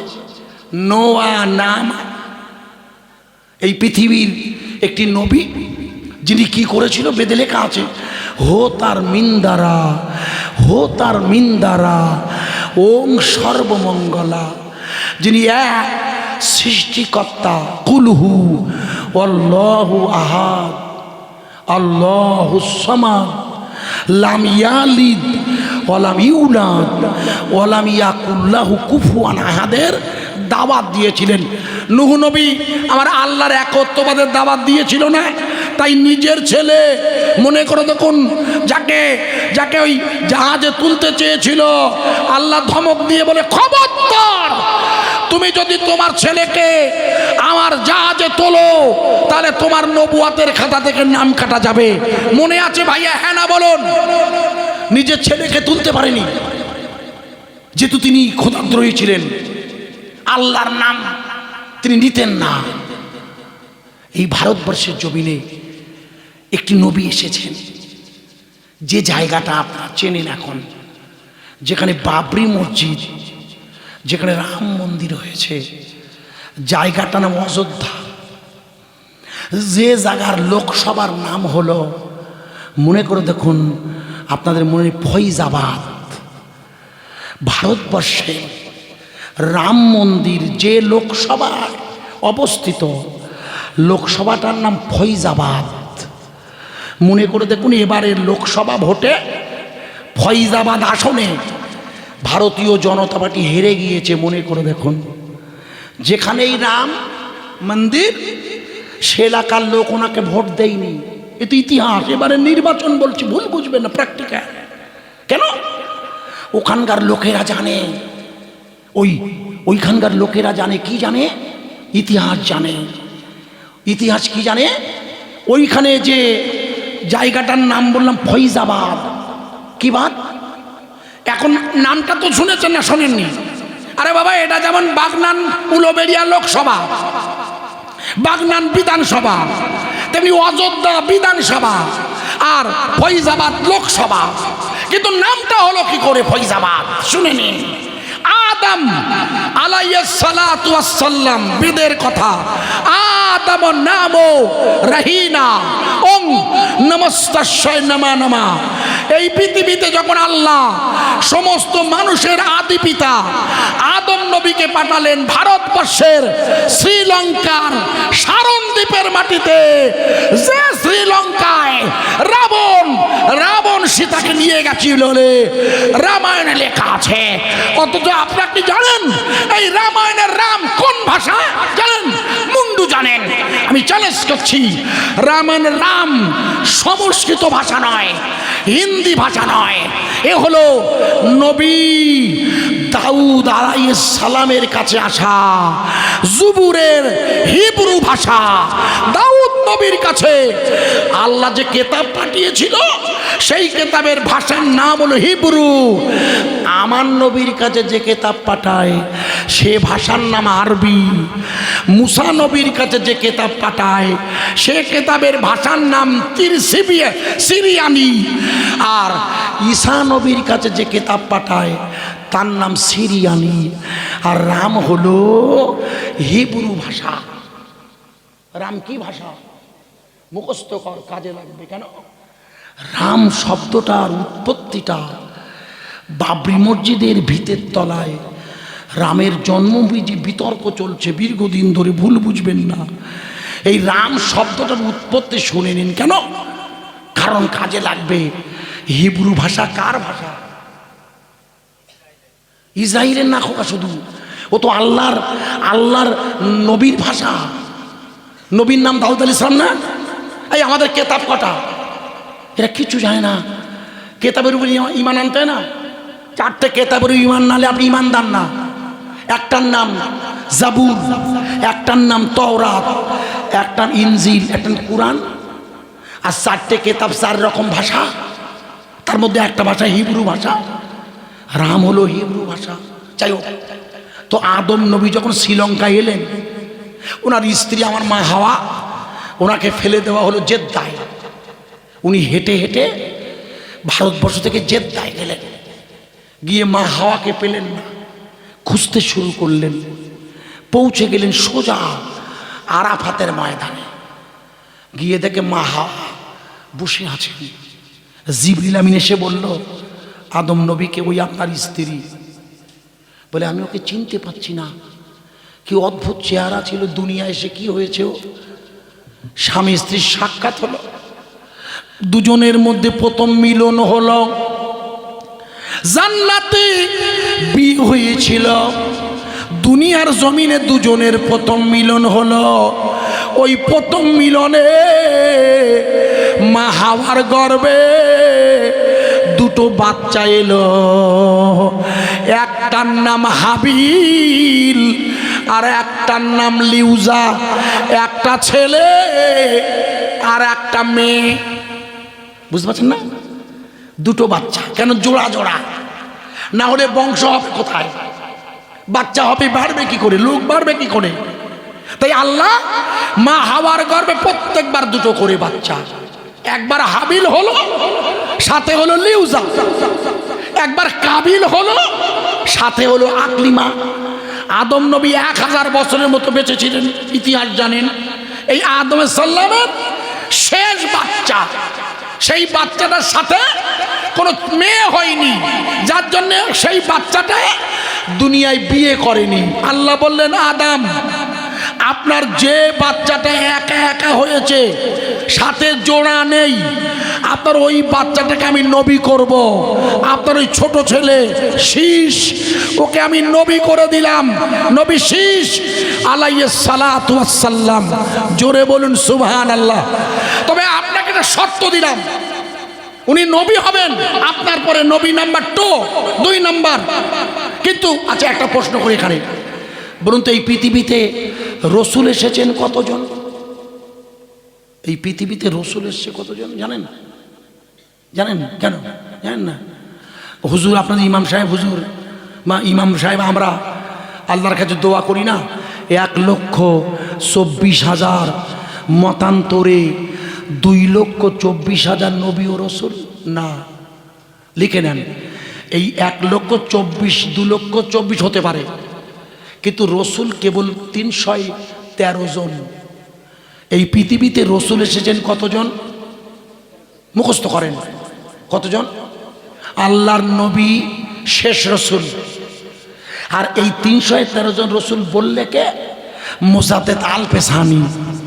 উনি আসার পর যে উনি শেষ, উনি 1000 বছরের মতো দেন, উনি জানিয়ে দিলেন মাকতুবাত শরীফে, আমার কাছে আছে ইনশাআল্লাহ, কিতাবের নাম রওজাতুল কাইয়ুমিয়া, ফার্সি ভাষায় লেখা ওনার জীবনী।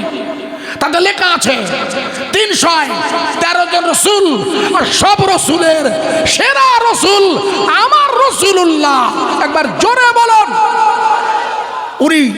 উনি বলে দিয়েছেন, খুব উপকার করেছেন, উনি লিখেছেন।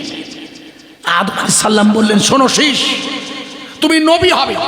এই শোনো না, আপনি বড় লোক, আপনার ছেলেও বড় লোক হয়েছে, ও দারিদ্রতা কি বুঝবে? একটু হ্যাঁ বলেন।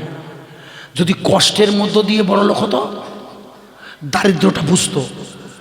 নবী আদম নবী, বাপ বলছে তুমিও নবী, তো বুঝেই না নবী কি। বলছে আব্বা তুমি পড়ো।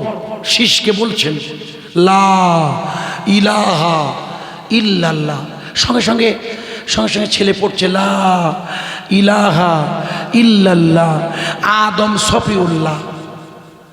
নবী শীষ বললেন আদম, বলুন ওরা কার নাম? ওনার আব্বার নাম। ওনার আব্বা বলেন হবে না, আমার নাম পড়লে তুমি নবী হবে না। তাহলে কার নাম পড়তে হবে?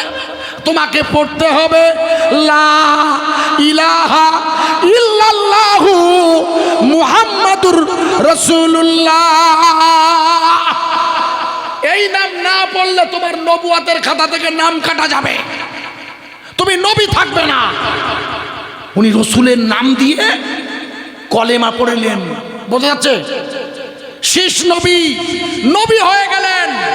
ওনার আব্বা বললেন আদম শীষ, তোমাকে ভারতবর্ষে যেতে হবে। ভারতবর্ষে ভালো করে শুনে নিন, নবী শেষ বলছে আব্বা সে আবার কোথায়, সে কোথায় আব্বা আমি তো জানি না। ঠিক যেমন গরিবে নওয়াজ খাজা বাবা মঈনুদ্দিন আজমিরি বলেছিল, মনে করে দেখুন, গরিবে নওয়াজ খাজা বাবা ওনার পীর ওসমান হারুনির সাথে যখন রসুলের রওজা জিয়ারাত করতে এসেছিল, আল্লাহ নবী বলেন মঈনুদ্দিন আমি তোমাকে হিন্দুস্তানের বেলায়েত দিলাম, তুমি হিন্দুস্তানে যাও। ওসমান হারুনি বলে ইয়া রাসূলুল্লাহ হিন্দুস্তান কোথায়? বলে ওনার নোকের দিকে ফিরতে বলুন, ওনার নোকে হিন্দুস্তানের রাস্তা বেরিয়ে আসবে। আজকের যুগের ম্যাপ গুগল, আমরা রাস্তা হারিয়ে ফেলেছি আজকে। আমি হারাই না, আমার এই ড্রাইভারটা আমার গাড়ি নয় তো, আজ ওকে বলে দিয়েছি বাগনান থেকে নামতে হবে, আমাকে বলবে। ও কোলাঘাটে গিয়ে কোলাঘাটে পৌঁছে গিয়েছি, বাগনান খুঁজছে, বুঝলেন? জিজ্ঞেস করেন ঘোরা, আবার গাড়ি ঘোরা, না জানলে বিপদ। অ্যাপস বেরিয়েছে, রাস্তা দেখো। আব্বা আমি কি করে ভারতে যাব?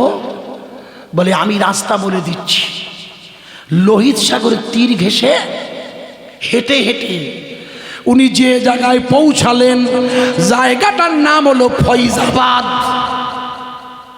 জীবনে শুনেছেন? শুনেননি?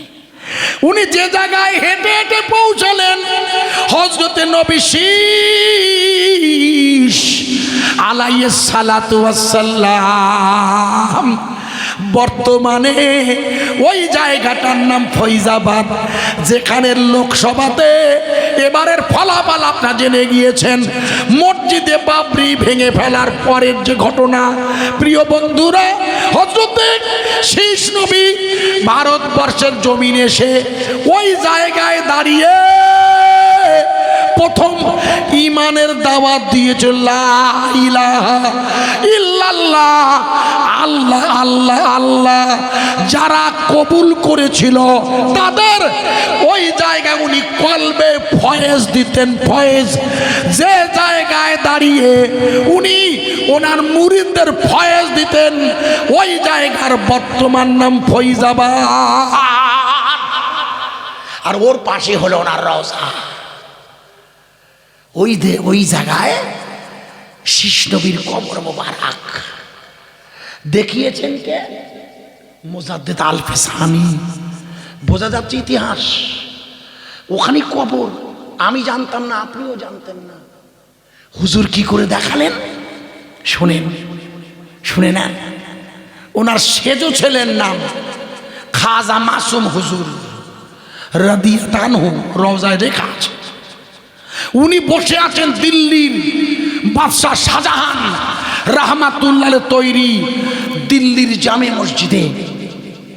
ওনার সামনে বসে আছে দিল্লির বাদশাহ আলমগীর ওরফে যাকে ঐতিহাসিকরা ঔরঙ্গজেব বলেছেন, যার কবরটা মহারাষ্ট্রের ঔরঙ্গাবাদ থেকে সরিয়ে দিয়ে তুলে দিয়ে নতুন একটা আন্দোলন করছে গত কদিন আগে নাগপুর তথা মহারাষ্ট্র জ্বলছে। বলছে বাদশাহ আলমগীরের কবর ছড়িয়ে দাও। মনে করে দেখুন আপনারা, জ্বলন্ত ঘটনা বোঝাচ্ছে। বসে আছেন জামে মসজিদে, বাদশাহ আলমগীর বসে আছে ওরফে ঔরঙ্গজেব। উনি বায়াত হবেন হযরতে খাজা মাসুম রাদিয়াল্লাহু আনহুর হাতে। হঠাৎ খাজা মাসুম বলছেন, হুজুর একটু দাঁড়ান। বলে আমি ব্যস্ত খুব, শিবাজির সাথে আমি যুদ্ধ করতে যাব। কার সাথে? শিবাজি, যাকে নিয়েই মারাঠিরা আত্মবোধ করে, গর্ববোধ করে, শিবাজি। বলে আমি শিবাজির সাথে আমার যুদ্ধ, দেশ বাঁচানোর। শিবাজি দখল করতে চায় আর আমি সেটা বাধা দেব। আপনি একটু তাড়াতাড়ি দাঁড়ান। অত তাড়াতাড়ি করলে হবে না। পশ্চিম বাংলা নয়, তখন বাংলা ছিল। বাংলা থেকে দুজন লোক আমার কাছে আসছে, আপনি একটু অপেক্ষা করেন। ওই লোক দুটো এলেই আপনাকে আমি বায়াত করিয়ে তওবা পড়িয়ে দেবো, দিয়ে আপনার কলবে ঈমান ঢুকিয়ে দেবো। পীর সাহেবের কাজ হলো বাম স্তনের দুধের নিচে একটা গোশ আছে, ইন্নাফিল জাসাদু মুদগাতুন, এজা সালুয়াত সালুয়াত জাসাদু কুল্লুহু, নিশ্চয়ই তোমাদের নারী পুরুষের শরীরে এক টুকরা গোশ আছে, ওই গোশ যদি পাক হয় তাহলে তুমি পাক, ওটা না পাক হলে তুমি না পাক। আলা ওয়াহিয়াল কালব, ওটা হচ্ছে তোমার কলব, যেখানে ঈমান ঢোকাতে হয়। ঈমান রাখার জায়গা কোথায়? বাম স্তনের দুধের নিচে লতিফায়ে কলবে। আপনি নামাজের দাওয়াত দিয়ে কি করবেন? এখন ঈমান ঢোকেনি তো, আপনি আপনার কলবে কি ঈমান ঢুকেছে গ্যারান্টি দিতে পারবেন? কেন? কলবে ঈমান ঢুকলে কলব নড়বে। আপনার কি নড়ে? আমি আপনাকে জিজ্ঞেস করছি না, বলো। আমি সিগনাল দিচ্ছি, নামাজি যখন নামাজে দাঁড়াবে তখন তার কলবটা নড়বে। কোরআনের ভাষা, ইন্নামাল মুমিনুনা আল্লাযীনা ইযা যুকিরাল্লাহ ওয়াজিলাত কুলুবুহুম, সূরা আনফাল। আপনাদের ইমাম সাহেবকে জিজ্ঞেস করুন, বাজে ওয়াজ করলে ঘাট ধরে নামিয়ে দিন, লিখে নেন। নিশ্চয়ই মুমিন যখন আমার জিকির করবে, এই জিকির মানে নামাজ। এখানে জিকির মানে কি? এখানে জিকির মানে নামাজ, কারণ মুমিনের সবচেয়ে বড় জিকির হচ্ছে নামাজ। তাই মুমিন যখন নামাজে দাঁড়াবে তখন তার কলটা ওয়াজিলাত, ওয়াজিলাত মানে নড়াচড়া করবে। দাদা হুজুর লিখেছে, আপনারা পড়েননি কিন্তু শুনেছেন। কি সেটা?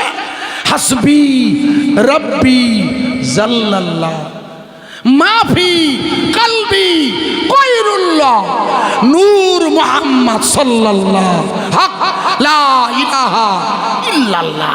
ছোটবেলা থেকে উমর সিদ্দিক হুজুর সহ সব ভাইয়ের কাছে শুনছেন, শুনে শুনে কাঁটা পুকুর থেকে শুরু করে আপনাদের সব মুখস্থ, কিন্তু মানেটা জানেন না। এর মানে কি? দাদা হুজুর লিখেছে, হাসবি রব্বি জাল্লাল্লাহ, সকল প্রশংসা ওই আল্লাহ, যে আল্লাহ জাল্লে জালালাহু ওয়া আম্মা নাওয়ালাহু, একমাত্র আল্লাহ ছাড়া আর কারোর কাছে মাথা নত করা যাবে না। একবার জোরে বলুন, আরো জোরে। এটা দাদা হুজুর বলেছেন, মানে করে দিয়ে যাচ্ছে আমি। দ্বিতীয় লাইনের মানে কি? মাফি কলবি গায়রুল্লাহ, মা মানে সাথে, ফি মানে মধ্যে, কলবি মানে হচ্ছে কলব। তোমার কলবের মধ্যে যেন আল্লাহ আল্লাহ লা ইলাহা ইল্লাল্লাহ উচ্চারণ করে। আমার কথা বোঝা যাচ্ছে? এটা কখন হবে? নামাজে দাঁড়ালে। কোরআন বলছে আমি না, আপনার ইমানি দাওয়াত শুনবে কে? তা তো ইমান নেই এখানে। ফি কুলুবিহিম মারাদুন, ওদের কলবটা রোগগ্রস্ত হয়ে গেছে খোকা। খতামাল্লাহু আলা কুলুবিহিম, ওখানে আমি মোহর মেরে দিয়েছি। আল্লাহ বলছে, আপনার মসজিদে মুসল্লি হয় না, আপনার বলছি না, বোঝাচ্ছি।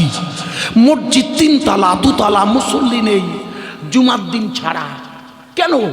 কারণ ওর কলবটা নোংরা হয়ে গেছে, জেনা করে করে, মিথ্যে কথা বলে বলে, হারাম খেয়ে খেয়ে রোগগ্রস্ত হয়ে গেছে। তাই ওতে ইমান ঢোকেনি, ইমান নেই। ঢুকলে বোঝা যেত। ভালো করে শুনে নি, হযরতে খাজা মাসুম রাদিয়াল্লাহু আনহু বলছেন, একটুখানি দাঁড়াও।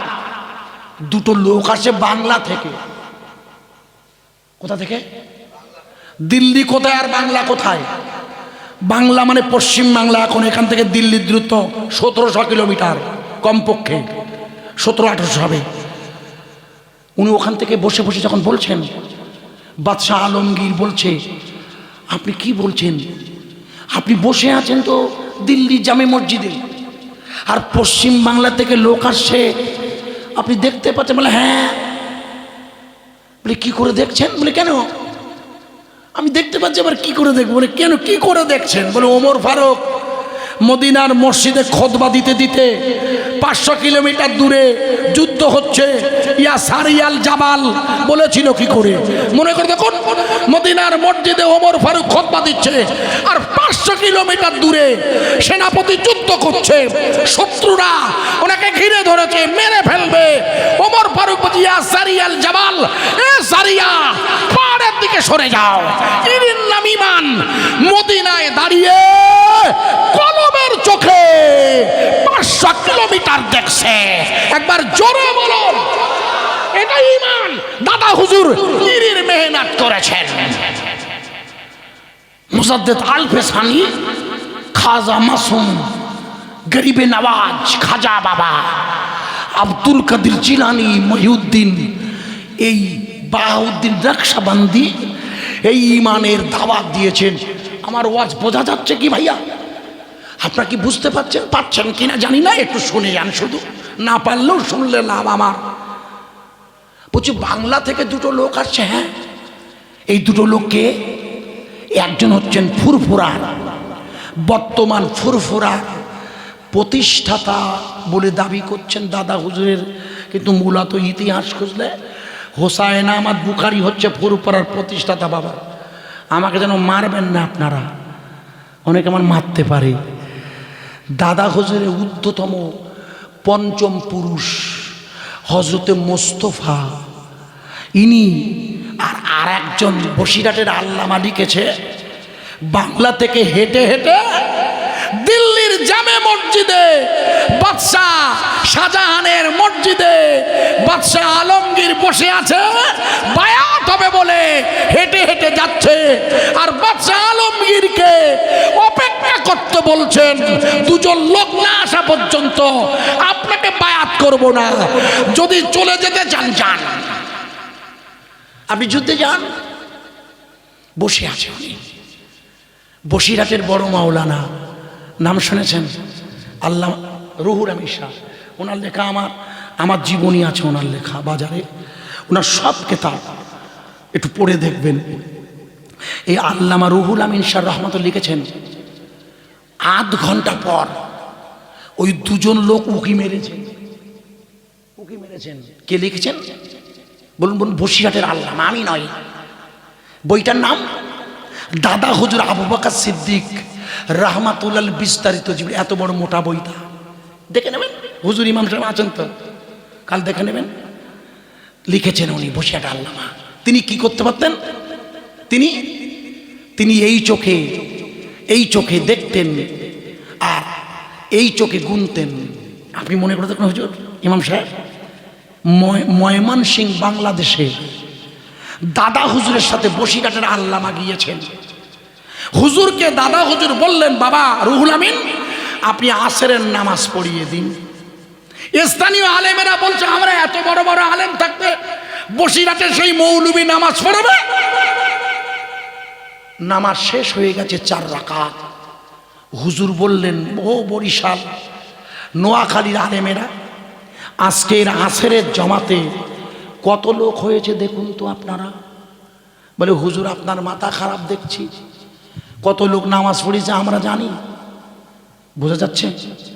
দাদা হুজুর বললেন, বড় মাওলানা আপনি দেখুন তো কত লোক নামাজ পড়েছে, খোদার কসম বলছি।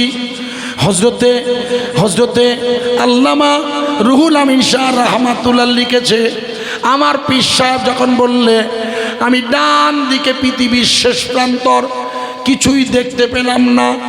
আমি বাম দিকে তাকালাম, কিছুই দেখতে পেলাম না।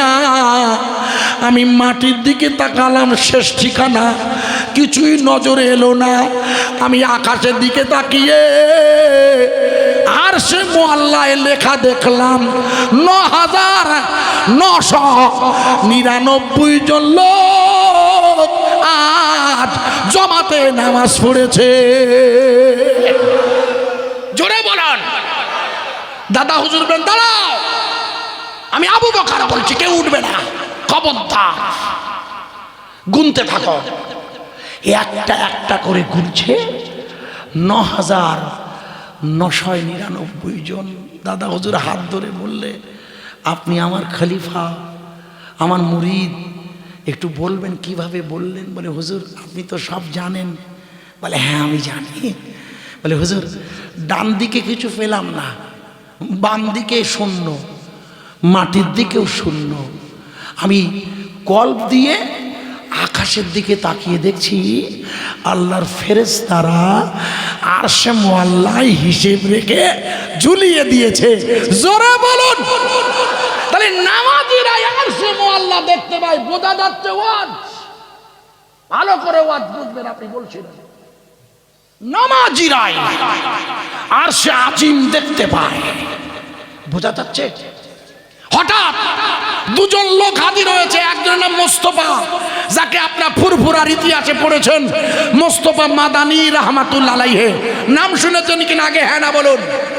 শোনেননি? আশ্চর্য ওয়াজ করতেছি আমি। মোস্তফা মাদানী, যার দুটো ছেলে, যে ছোট ছেলের কবর এখনো ফুরফুরা গিয়ে দেখবেন, ছোট্ট কবর, যাকে বলে ছোট হযরত, সেই শশা মনে শশা। ওয়াজ করছি না। ওনারই আব্বা বাদশাহ আলমগীর অবাক, জিজ্ঞেস করছে আপনাদের বাড়ি কোথায়? বলে আমাদের বাড়ি বাংলায়। জায়গার নাম কি? বলে তখন নাম ছিল বালিয়া বাগদিপাড়া। লিখে নেন তখন কি নাম ছিল জানেন? ফুরফুরা ফুরা কথা নাচেন, ইতিহাসটা জানা না। বালিয়া বাগদিপাড়া, পরে নাম এলো ফারফারা, ইতিহাস। তারপরে বর্তমানে নাম হয়েছে ফুরফুরা শরীফ। বলে আমি ওখান থেকে এসছি। বলে দাঁড়ান, আপনারা দুজন আছেন, আমি একজনকে বায়াত করব আর একজনকে করব না। আলমগীর, আমি তোমাকেও করব। এই তোমার যাকে আমি বায়াত করব না, তুমি যাবে বিহারের ফুলবাড়ি শরীফে।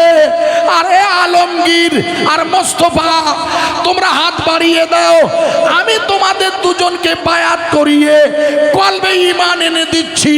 তোমরা দুনিয়ার সব কিছু দেখতে পাবে, জোরে বলা যাবে না। উনি ঈমান এনে পীর সাহেবের কাজ তাই কলব চালু করে দেওয়া, ঈমান আনিয়ে ছেড়ে দিলেন। বাদশাহ আলমগীর বেরিয়েছেন, ওয়াজ বোঝা যাচ্ছে, যুদ্ধ করতে। কার সাথে? কিছুই মনে থাকে না। মহারাষ্ট্রের শিবাজি বেরিয়েছেন। ভালো করে শুনে নিন, যে জায়গায় এখন পৌঁছে গেছেন জায়গাটার নাম বারাণসী। ওই যে খাইকে পান বানারসওয়ালা, ওই বানারসিতে পৌঁছেছেন। উনি তাঁবু পেতেছেন, ভালো করে শুনবেন। উনি তাঁবু পেতেছেন। ওখানকার ব্রাহ্মণ এসে বললে, বাদশাহ আমাদের এই মন্দিরটা খুব জরাজীর্ণ, কাশী বিশ্বনাথ মন্দির। বোঝা যাচ্ছে আজ? উনি বললেন, আমি তো রাজকোষ থেকে আপনাদের অর্থ দিয়ে থাকি, তা যদি তাতে না কুলায় আমি আরো অনেক অর্থ দেব। আপনারা এখানে মন্দির বানান, কাশী বিশ্বনাথ মন্দির। অথচ আজকের ঐতিহাসিকরা বলছে উনি কাশী বিশ্বনাথ মন্দির ভেঙে ওনার পাশে মসজিদ বানিয়েছে। বোঝা যাচ্ছে কি হ্যাঁ না বলুন? আজকের ইতিহাস বলছে বলেই ওনার লাশ তুলতে চাইছে না। বুঝতে পারছেন না ভাইয়েরা? ভালো করে শুনে নিন। বাদশাহ আলমগীর শিবাজির সাথে যুদ্ধ করে উনি ফিরে গেলেন দিল্লিতে। ছোট্ট কথা সংক্ষেপে করছি, রাত হচ্ছে। দিল্লিতে ফিরে গিয়ে যেদিন উনি দিল্লিতে ফিরেছে সেই দিন ছিল 30শে রমজান, রোজার শেষ দিন। কাল সকালবেলা ঈদুল ফিতর, আগামীকাল সকালবেলা ঈদুল ফিতর হবে। আজ 30শে রমজানের শেষ দিন।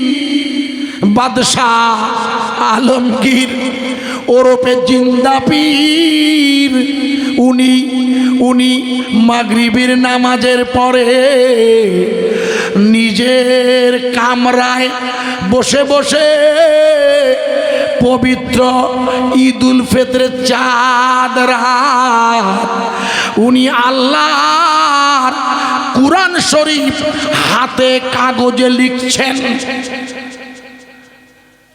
অর্থাৎ বাদশাহ আলমগীর রহমাতুল্লাহ আলাই, এই জিন্দা পীর, উনি রাজকোষের পয়সা নিয়ে সংসার চালাতেন না। উনি টুপি সেলাই করে করে আর কুরআন শরীফ লিখে বিক্রি করে সংসার চালাতেন। ভালো করে শুনবেন। ঐতিহাসিকরা ওনাকেই বললে ভারতের সবচেয়ে জঘন্য সুলতান। নাউজুবিল্লাহ। লিখুন, রাত 9টা বাজে, ওনার একটা মাত্র ছেলে, নাম হলো তার মোহাম্মদ। কি নাম? ছেলেটার নাম মোহাম্মদ, ইতিহাসে এসছে। বাদশাহ আলমগীর বলছে, মোহাম্মদ, রাত 12টা বেজে গেছে, তুমি আমার কাছে এসেছো 9টার সময়, শুনলাম তুমি আসতেছিলে এত রাতে। বলে, আব্বা, আমার চাচা দারা শিখো, যার নাম করছে অমিত শাহ, কদিন আগে কিছু জানেন না, দারা শিখো সুজা, আমার চাচা মুরাদ, এদের ছেলে মেয়েরা ঈদের নতুন পোশাক কিনেছে, অথচ আপনি দিল্লির বাদশাহ, ঈদের নামাজে যাব, আমায় একটা জামা দিলেন না। বলে, বাবা তুমি তো জানো আমি রাজকোষের পয়সা নিই না, আমি কোরআন লিখে লিখে সংসার চালাই। আমি বিশ্বাস করো, আজকে রাতে আমার কাছে আছে বাদশাহ আলমগীরের হাতে লেখা কোরআন, আমি অনেক পয়সা দিয়ে জোগাড় করেছি, হাতে লেখা, চুমু খাই মাঝে মাঝে। উফ, ইনি তো জিন্দা ওলি আল্লাহ পীর, জিন্দা পীর। উনি কোরআন লিখছে। বলছে, আব্বা এটা কি করবেন?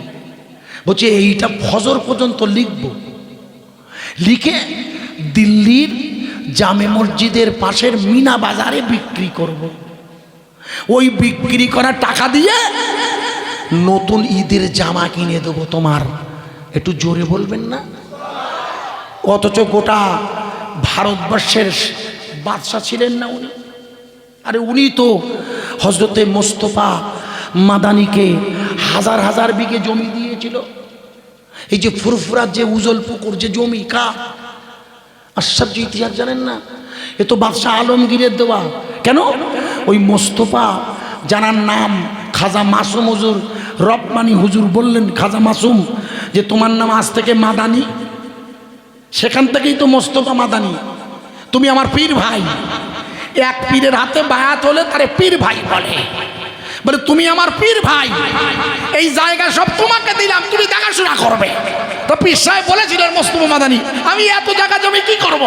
উজল পুকুর, সীতাপুর, দোক, বোঝা যাচ্ছে হুজুর ইতিহাস জানেন না আপনারা, কিচ্ছু জানেন না। খুব সমস্যা না জানলে। বাদশাহ আলমগীর এত মালিক জমির, তার নিজের খাওয়া হয় না। আশ্চর্য, আপনারা জানেন না? আপনাদের জানা নেই, সব মিথ্যে বলছে এরা মিথ্যে বলছে। কেন জানেন? বাদশাহ আলমগীর তার ওসিয়াত নামায় লিখেছেন, আমি মারা গেলে আমার কবরটা মাটির কবর রাখবে, কোনো ইট পাথর দিয়ে গাঁথবে না।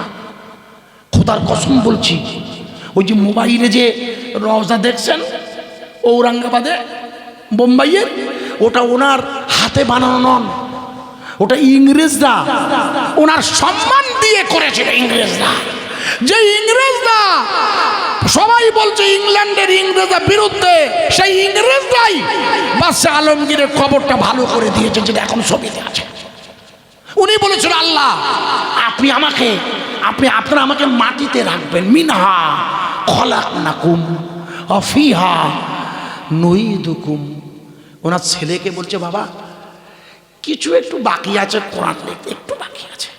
হঠাৎ একটা মেয়ের কণ্ঠের আওয়াজ, বাঁচান, ও বাদশাহ আলমগীর, আপনি কোথায় আছেন? আমি বড় বিপর্যস্ত। বারবার একটা মেয়ের কণ্ঠের আওয়াজ। বাদশাহ আলমগীর ওই মোহাম্মদ ছেলেকে ডেকে বলছে, খোকা একটু জানলা দিয়ে উকি মরে দেখো তো, একটা মেয়ের কণ্ঠের আওয়াজ ভেসে যাচ্ছে, বাঁচাও বাঁচাও বলছে। মোহাম্মদ বলি আমরা, কিন্তু এটা যে নাম ওনার, তো রসুলের নাম শুনে তো রস্যি করতে হয়। এনার নাম মোহাম্মদ, শুধু বলছে বলছে আব্বা একটা মেয়ে ঘোড়ার পিঠে উঠে দাঁড়িয়ে আছে, দাঁড়িয়ে আপনার আওয়াজ দিয়ে ডাকছে, কোথায় আলমগীর, কোথায়, বাইরে আসুন, তা না হলে আপনার আল্লাহর বিরুদ্ধে নয়, আপনার বিরুদ্ধে আল্লাহর কাছে অভিযোগ করব। যেই বলেছেন আল্লাহর কাছে অভিযোগ করব, বাদশাহ আলমগীর তাড়াতাড়ি ওই কোরআন শরীফ রাখা শেষ করে বললেন, খোকা এই থাকলো, এবছর আর তোমার নতুন জামা মনে হবে না, এবছর মনে হয় তোমার আমি নতুন জামা দিতে পারবো না, একটু দাঁড়াও বা এটা রেখে দাও, চলো। গিয়ে দেখে একটা মেয়ে ঘোড়ার পিঠে দাঁড়িয়ে আছে, আলু থালু পোশাক, জামা কাপড় ছেঁড়া, ময়লা, ধুলো বালিতে মোড়ানো। জিজ্ঞেস করছে, ওমা মা তোমার বাড়ি কোথায়? বলছে তুমি কে? বলছে আমি যাকে তুমি খোঁজ করছো। তুমি বাদশাহ আলমগীর, তুমি জানো না তোমার 3 জন সেনাপতি আছে? বলে হ্যাঁ জানি, যশবন্ত সিং, জয় সিং, 2 জন হিন্দু আর 1 জন মুসলমান। বলে তোমার সেই মুসলমান সেনাপতি আমাকে বিয়ে করতে চায়, আমার বাড়ি পাঞ্জাবে, আমার বাবার নাম লালারাম আর আমার নাম শকুন্তলা, আমি আপনার হিন্দু প্রজা, আপনার সেনাপতি আগামীকাল রাতে ঈদের পর দিন, অর্থাৎ আগামীকাল ঈদ রাতের বেলা উনি আমার বিয়ে করতে পয়গাম পাঠিয়েছে। আমি শকুন্তলা অসহায় হিন্দু মেয়ে এই রাতের বেলা আপনার কাছে এসেছি পাঞ্জাব থেকে ছুটে ছুটে। বলে তোমাকে বিয়ে করতে চায় আমার সেনাপতি? বলছে হ্যাঁ। আরে তোমার নাম কি মা? বলে আমার নাম শকুন্তলা। তোমার বাড়ি কোথায়? পাঞ্জাবে। ঠিকানাটা বলবে মা? বলে ঠিকানা কি করবেন আপনারা? দিল্লীশ্বর, জগদীশ্বর, কি করবেন? আমি হিন্দু প্রজা, কি আপনি আমায় করবেন জানি না, তুমি আপনার কাছে অভিযোগ করে গেলাম, না যদি ব্যবস্থা নেন কিয়ামতের মাঠে সবাই উঠবে, কিন্তু কিয়ামতের মাঠে মোদি উঠবে, যোগী উঠবে, আমি উঠবো। কেন আসছো কেন? কিছু জানো না? সব রুহুগুলো তো এক জায়গায় ছিল। রুহুগুলো কোথায় ছিল? সব এক জায়গায় ছিল না, এখনো আছে না? আর মানুষ মারা গেলে সেই রুহুটা ফিরে যায় না পাগলা? ওই রুহুটাই তো আবার উঠে দাঁড়াবে, সেই তো কিয়ামতের মাঠে হাজির হবে গো। এই কিছু জানো না? যেখানে সবাই থাকবো, আবার সেদিন কৈফিয়ত দিতে হবে, মনে রাখুন। বাদশাহ আলমগীর বললে, মোহাম্মদ আমার মনে হয় আর আজকে আমার দরবারে ঈদ পড়া হবে না। উনি কি করলেন? আলু থালু পোশাক, দাড়িতে ছাই লাগিয়ে, ইতিহাস পণ্ডিতরা লিখছেন, ছেঁড়া জামা গায়ে দিয়ে ঘোড়ার পিঠে চেপে সোজা রাতের বেলা পাঞ্জাবে রওনা হয়েছে। পাঞ্জাবে রওনা হতে হতে সকালবেলা কোনো এক ঈদগায় বাদশাহ আলমগীর ঈদের নামাজ পড়ে নিয়েছে। শরিয়াতের মসলা হলো ঈদে যাওয়ার আগে কিছু খাওয়াটা সুন্নাত, আর কোরবানিতে না খেয়ে যাওয়া সুন্নাত। রাস্তার ধার থেকে একটু পানি খেলেন, দুই রাকাত ঈদের নামাজ 6 তাকবীরে পড়লেন, আবার ঘোড়ার পিঠে ছুটলেন। গভীর রাত, একটা বরের দল আসছে যেন, ব্যান্ড বাজিয়ে, দারুণ আলো নিয়ে। উনি রাস্তার ধারে চুপচাপ দাঁড়িয়ে আছে। ওই ব্যান্ড পার্টি যত নিকটে আসছে উনি তত তাড়াতাড়ি চোখ বড় করে দেখছে, আরে সত্যি তো আমার সেই মুসলমান সেনাপতি। আরে অভিযোগ তো ঠিক অভিযোগ। উনি করলেন কি, তরোয়ালটা কোষ থেকে বার করে সোজা ওই উটের পিঠে নয়, ঘোড়ার পিঠে আসা বিবাহ যাত্রার যাত্রী মুসলিম সেনাপতির ঘোড়ার সামনে গিয়ে দাঁড়িয়ে বলে, বেয়াদব, এত বড় স্পর্ধা, তুমি এক হিন্দু মেয়েকে বিয়ে করতে চাও? বাদশাহ, আপনি বাদশাহ আলমগীর জাহাপানা, আপনি এসে হাজির হয়েছেন। বলে, অভিযোগ সত্য না মিথ্যা? বলছে, বাদশাহ, অভিযোগ সত্য। আমি ওই হিন্দু মেয়েটাকে সত্যি বিয়ে করতে যাচ্ছিলাম, বিশ্বাস করুন বাদশাহ। তবে আমার অন্যায় হয়ে গেছে। আপনি বলে, আমি না এলে তো তুমি জোর করে করতে, আর দোষ হতো আমার। তোমার মুন্ডুটা কেটে নেব। সঙ্গে সঙ্গে ছেলেটি বলছে, বাদশাহ, আমি আপনার মুসলমান সেনাপতি ইয়াকুব, আপনি আমার মাফ করে দিন। বলে, আমি আপনার মাফ করতে পারি না, সেই মেয়েটার কাছে চলো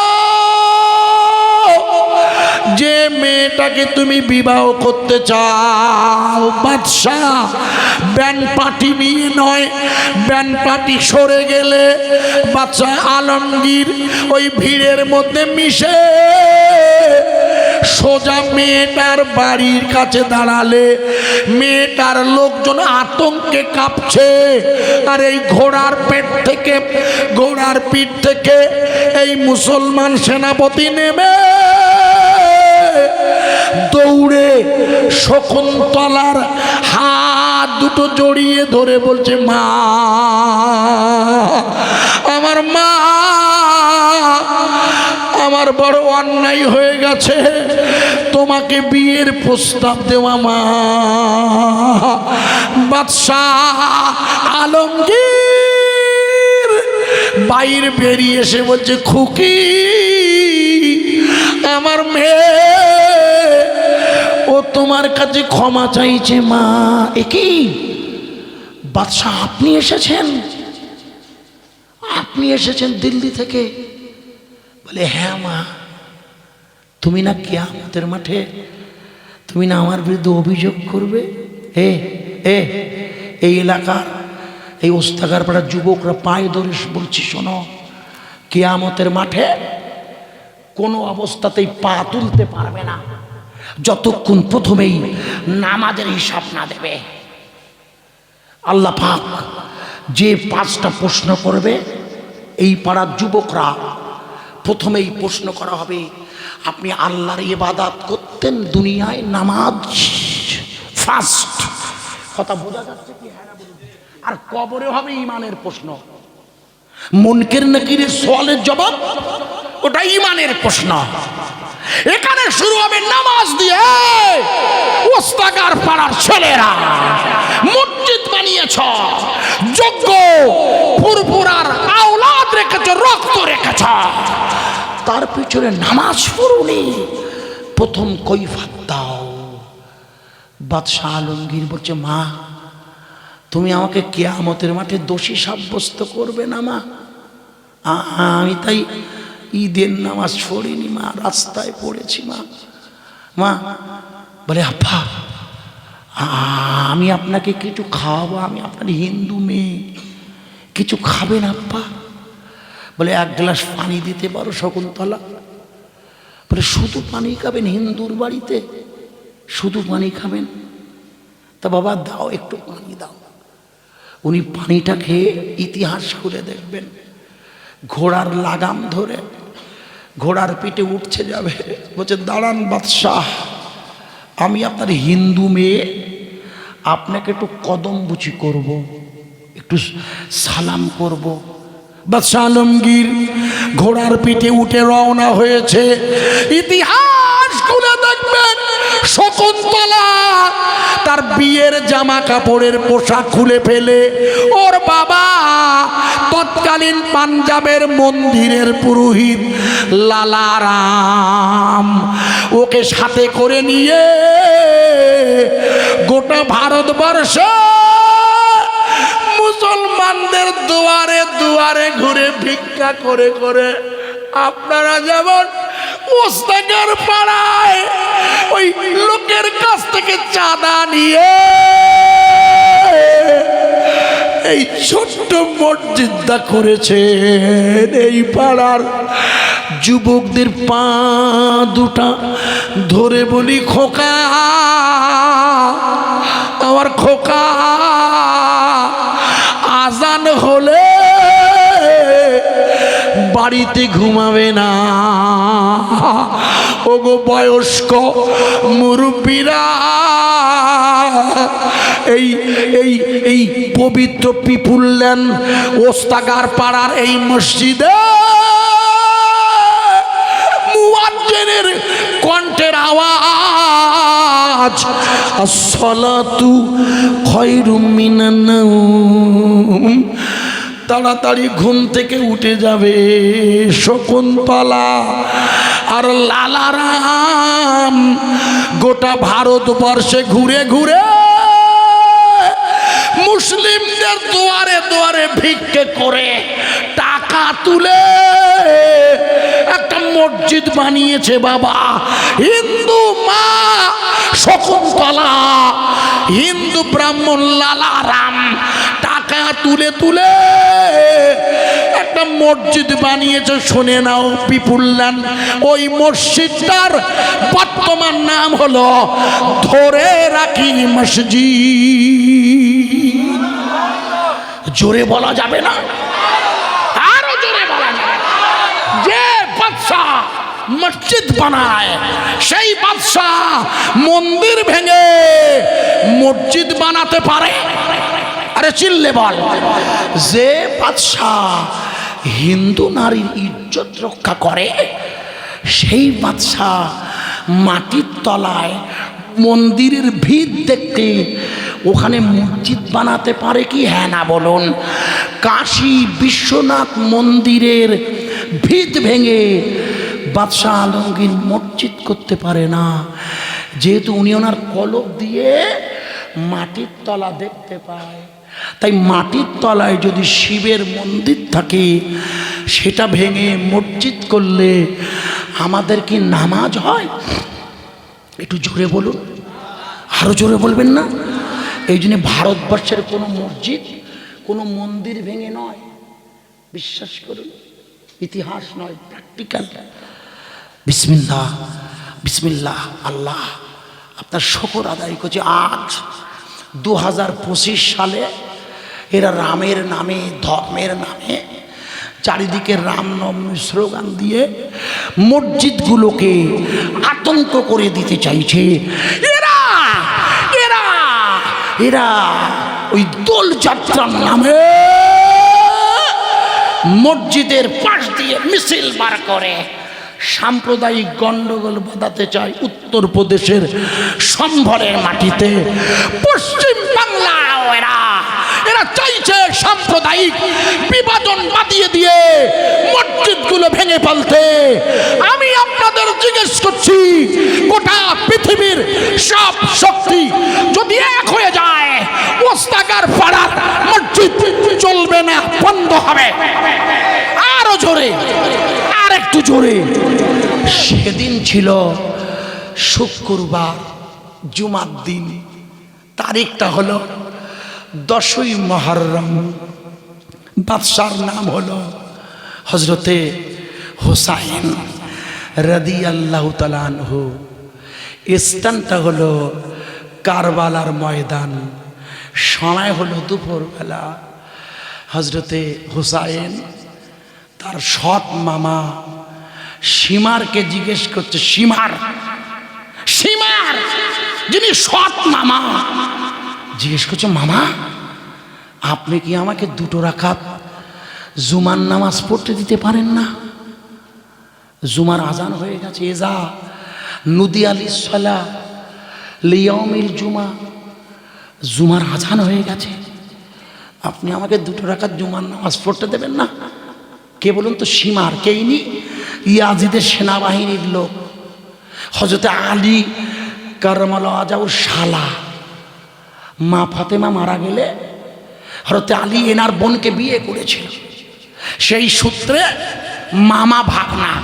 তাই জিজ্ঞেস করছে, মামা মামা আপনি কি আমাকে 2 রাকাত জুমার নামাজ পড়তে দেবেন না? কারণ জুমার আজান হলে ব্যবসা হারাম। ইযা নুদিয়া লিস-সালাহ লিয়াউমিল জুমা, বোঝা যাচ্ছে ওয়াজারাল বাই, যেই জুমার আজান হবে খোকা আপনার সব কাজ বন্ধ। বুঝতে পারছি? আমি বোঝাতে পারছি? তার মানে আজান হলে কোনো কাজ করলে ওটা হারাম হয়। ভালো করে শুনে নিন। আমাকে তোমরা 2 রাকাত নামাজ পড়তে দেবে মামা? ইয়াজিদের কাছে হাতটা পাততে পারবে? ইয়াজিদকে খলিফা বলে মেনে নিতে পারবে? বলে না। তাহলে তোমাকে জুমার নামাজ পড়তে দেব না, ভাগনা। তাহলে আমি কি করব? বলে তুমি 2 রাকাত জোহরের কসর নামাজ পড়ো। পায়ে ধরে বলছি, যখনই আজান হয়ে যায় আর সলাতু লিওয়াক্তিহা, মোমেন যখন বাড়ির থেকে রওনা হয় না, মোমেন যখন বাড়ির থেকে, আপনাদের বাড়িতে কোন বাড়িতে গেলাম জানি না, একটা বাড়িতে গেলাম, উজু করলাম। উজু করতে হয় ওটার আগে, জানেন তোমার স্বভাব। উজু করে আসছি, প্রতিটা কদমে একটা করে রাসূলের হাদিস অনুযায়ী নামাজে গেলে হজের সওয়াব। একটু জোরে বলতে পারেন না? আপনার বয়স হয়ে গেছে, বুড়ো হয়ে গেছে, মৃত্যুর কদম পা, আপনি মসজিদ মুখো হবেন না? আশ্চর্য। হযরত ইমাম হোসেনকে ইয়াজিদ বললে, ভাগনা আমি তোমাকে 2 রাকাত জোহরের কসর নামাজ পড়তে দেব, ফরজ দেব না জুমা। বলে কেন আমাকে জুমার নামাজ পড়তে দেবেন না? বলে মসজিদে গিয়ে আপনি বক্তৃতা দেবেন, কুফার লোক আপনার পক্ষে হবে, ইয়াজিদের বিরোধিতা করবে, সাবধান। আপনি 2 রাকাত নামাজ পড়ুন, তবে সেটা কারবালার মাঠে। লিখুন, উনি 2 রাকাত জোহরের কসর নামাজ পড়ছেন, মুসাফির। আমি যেমন পড়েছি কসর, উনি 2 রাকাত জোহরের কসর পড়ছে। ইতিহাস খুলে দেখবেন, 2 রাকাত কসর যখন চলছে, ইয়াজিদ বাহিনীর 20,000 লোক, কত হাজার, গোটা ফোরাত নদী ঘিরে ধরেছে, তীর মারছে, তীর। কিন্তু নামাজি ইমাম হোসাইনের গায়ে একটাও তীর লাগে না। একটু জোরে বলবেন না? আরো জোরে বলতে পারেন না? নামাজি হোসাইনের গায়ে একটাও তীর লাগে না। একটু জোরে বলবেন না? মনে করে দেখুন, গরিবে নওয়াজ খাজা বাবা নোক দেখে দেখে ভারতে ছিল বলেছিল, মনে আছে? এই পজ ভুলে গেলে? 55 বছর বয়সে উনি দিল্লিতে প্রথম কদম রাখেন আসরের সময়। মনে নেই? কিচ্ছু মনে থাকে না। দিল্লির জমিনে দাঁড়িয়ে আসরের নামাজের ওয়াক্ত হয়েছে, গরিবে নওয়াজ আজান দিচ্ছে, আল্লাহু আকবার। মনে করে দেখুন, ওই সময় দিল্লির রাজা ছিল খাড়া রায়, আর আজমিরে ছিল পৃথ্বী রায়। খাড়া রায়ের লোকজন এত পরিমাণ তীর মারলে একটাও তীর গরিবে নওয়াজের গায়ে লাগে না।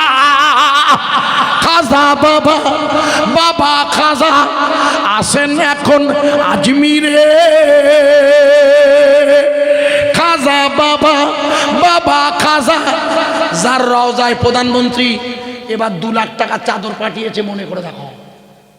জানো না, 4টা রজব খাজা বাবার মৃত্যুদিন উরুজ হয়, প্রধানমন্ত্রী কিরিন রিজিজুকে দিয়ে 2 লক্ষ টাকার চাদর পাঠিয়ে দিচ্ছে।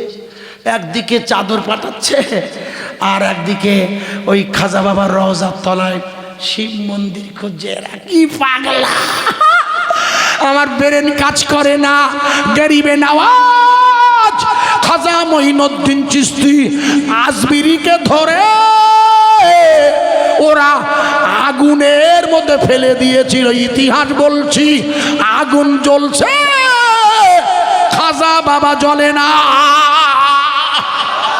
এটা ভারতবর্ষ, এটা নমরুদের রাজত্বের গল্প বলছি না। নমরুদ ইব্রাহিম নবীকে আগুনে ফেলে দিয়েছিল। এটা ভারতবর্ষ। হুজুর 2 রাকাত নামাজ শেষ করছে, যখন তীর গায়ে লাগলো না, হযরতে ইমাম হোসাইন উনি তরোয়াল হাতে নিয়ে নাম জুলফিকার সোজা পৌঁছে গেছে ফোরাত নদীর তীরে।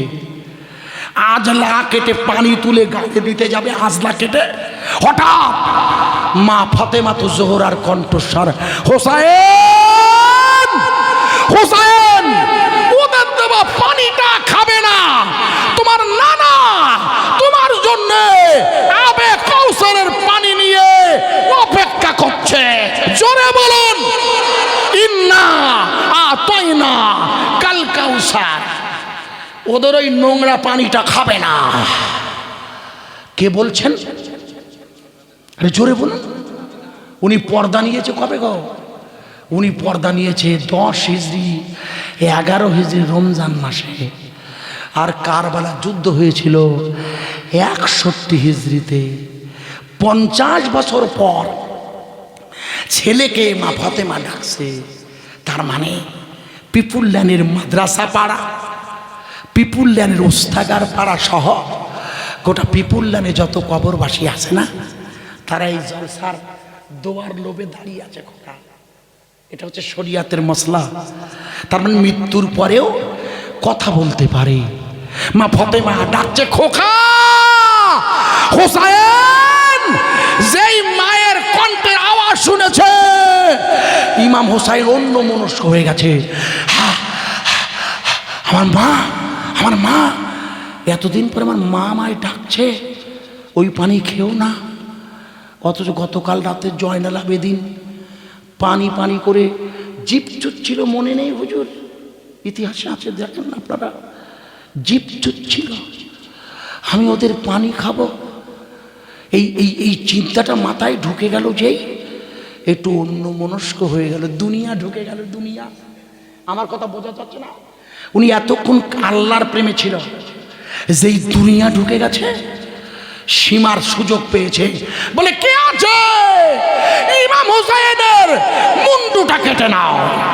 ইতিহাস খুলে দেখবে, সিনান বিন ইয়াজিদ এক কোপে মুন্ডু কেটে নিলে, মুন্ডুটা পড়লে লাশ মোবারক ছিটকে কারবালায়। 10টা ঘোড়া এনে ওই লাশের উপরে চটকিয়ে লাশের গোশ হাড় হাড্ডি ইয়াজিদ বাহিনী মাটিতে পুঁতে ফেলছে। আর ওই গোশ হাড় হাড্ডি মাটির মধ্য থেকে বলছে আল্লাহ আল্লাহ আল্লাহ। সীমার মুন্ডুটা হাতে নিয়ে ওই ওই বল খেলবে বলে, ফুটবল খেলবে বলে নিয়ত করছিল, পা দিয়ে মারবে। দেখে পা অবাস হয়ে যাচ্ছে, আর কাটা মুন্ডুটা বলছে আল্লাহ আল্লাহ আল্লাহ। ইয়াজিদ পাগল হয়ে গিয়েছিল, মনে করে দেখুন সীমার পাগল হয়ে গিয়েছিল। ওই মুন্ডুতে তীর বিধিয়ে, বর্ষাতি বিধিয়ে যখন নিয়ে যাচ্ছে রাস্তা দিয়ে, হুসাইনের মুন্ডু আল্লাহ আল্লাহ আল্লাহ। নামাজ পড়তে পড়তে সিজদায় মৃত্যু হলো, জবান দিয়ে বার হলো আল্লাহ। ওয়াজ বোঝা যাচ্ছে খোকা? লা ইলাহা ইল্লাল্লাহ ওলাম্মা তাম্মা মিন হামদিহি। জীবনে যে দুদিন বেঁচে থাকেন নামাজ কাজা করবেন। ভালো ইমাম পেয়েছেন, ফুরফুরা শরীফের রক্ত এসেছে, দরবার না হলেও ওই গোলাপের গোলাপ তো ওই বাগানের গোলাপ। আপনাদের ইমাম এসেছে, ইমাম নামাজ পড়বেন। ওয়ালাম্মা তাম্মা ইয়া নবী সালামুন আলাইকা, ইয়া রাসূল সালামুন, ইয়া হাবিব মুআলাইকা। খুব মহব্বতের সাথে রাতে 1টা অতিক্রম হয়ে গেছে ঘড়ির কাঁটা। দীর্ঘ সময় ধরে 2টো নসিহাত রাখলাম। শেষ দোয়াটা আপনি করবেন, যেটা বলছি আমার কথা রাখবেন। আমি কিয়াম করে দিচ্ছি, কারণ যেহেতু আপনাদের ইমাম এবং ফুরফুরার দরবার, আমার কথা বোঝা যাচ্ছে কি? আপনি বুঝতে পারছেন? আপনি কিয়াম করছে, আমি শুধু দোয়াটা করে দেবেন। আমি বলুন, বলছি না, শুনুন না, আপনি কি আপত্তি করছেন? আমি করতে বলছি, আপনার আপত্তি আছে? অন্য কোনো কারণ নয়। দাদা হুজুরের বাড়ির ধুলাবালি, ফুরফুরা ধুলাবালি, হজরতে তাবলিগ জামাতের সবচেয়ে বড় বুজুর্গানে দিন হোসাইন আহমদ মাদানি, ইতিহাস পড়ে দেখবেন, জুতোটা পায়ে দিয়ে এসে উজুল পুকুর থেকে হাতে করে নিয়েছে। ওনার সাথে ছিলেন মানে তায়ের সাহেব, दमदम एयरपोर्ट इधर रौजा। मुझे हजरत अब ये क्या करता है, अब चप्पल खोल दिया है। बोले अरे ये मुजद्दिद আবু বকর का दरबार है, এটা আবু বকরের দরবার, এখানে সর্বক্ষণ আল্লাহর নবী আসে, তাই আমার পায়ের ধুলো অর্থাৎ আমার নাপাক পা, আমার ধুলো ফুরফুরায় এসে রসুলের পায়ের সাথে যেন না মেশে। একবার জোরে বলুন। কোন পীরজাদার ব্যবহার আপনার খারাপ লাগতে পারে, কোন পীরজাদার কাজ আপনার খারাপ লাগতে পারে, কিন্তু দাদা হুজুর, বড় হুজুর, মেজে হুজুর, সেজে হুজুর, ন হুজুর, সোনা, এরা সোনা আল্লাহর মঞ্জুর হয়েছে।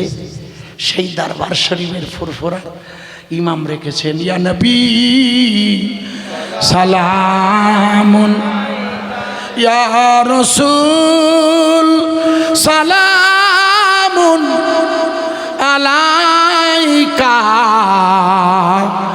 ইয়া হাবিব কা সালাওয়াত, তুমি যে নূরের রবি,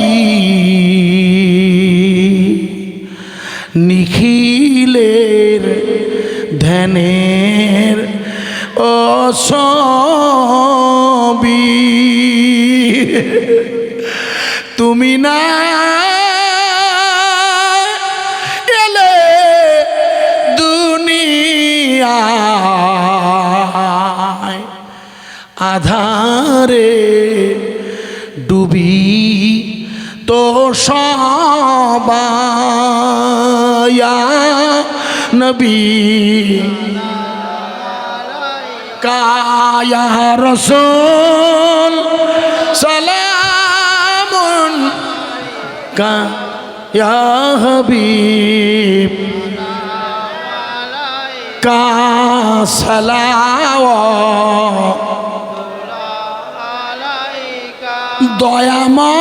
দয়াময় প্রভু রব্বানি, কি জিনিস পাঠাইলেন তিনি, চিনিল না মক্কা তয়ফানি, চিনিল বনের হরিণী, ইয়া নবী কায়া রাসূল আলাইকা, ইয়া হাবিব সালামুন সালাওয়ালাইকা।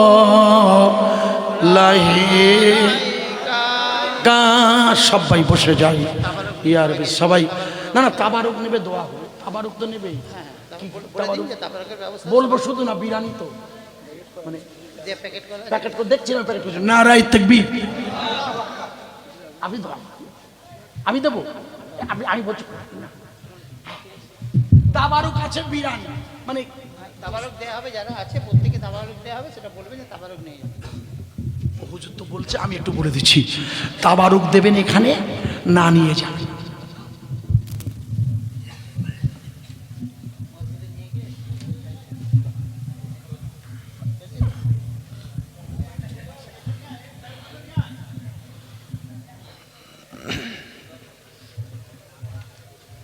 এখন যাবে না তো, মসজিদে থাকবে, 1000 আলাদা রাখবে।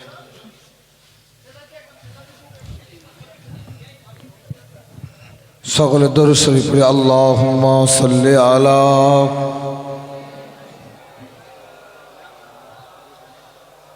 মাওলানা মুহাম্মদ ওয়া আলা আলি সাইয়্যিদিনা মাওলানা মুহাম্মদ। আল্লাহুম্মা আমিন। ربنا ظلمنا أنفسنا وإن لم تغفر لنا وترحمنا لنكونن من الخاسرين. ربنا ظلمنا أنفسنا وإن لم تغفر لنا وترحمنا لنكونن من الخاسرين. রব্বুল আলামিন দয়াময় দয়া করে আল্লাহ, আপনি রহমান, আল্লাহ আপনি গফুর রহিম।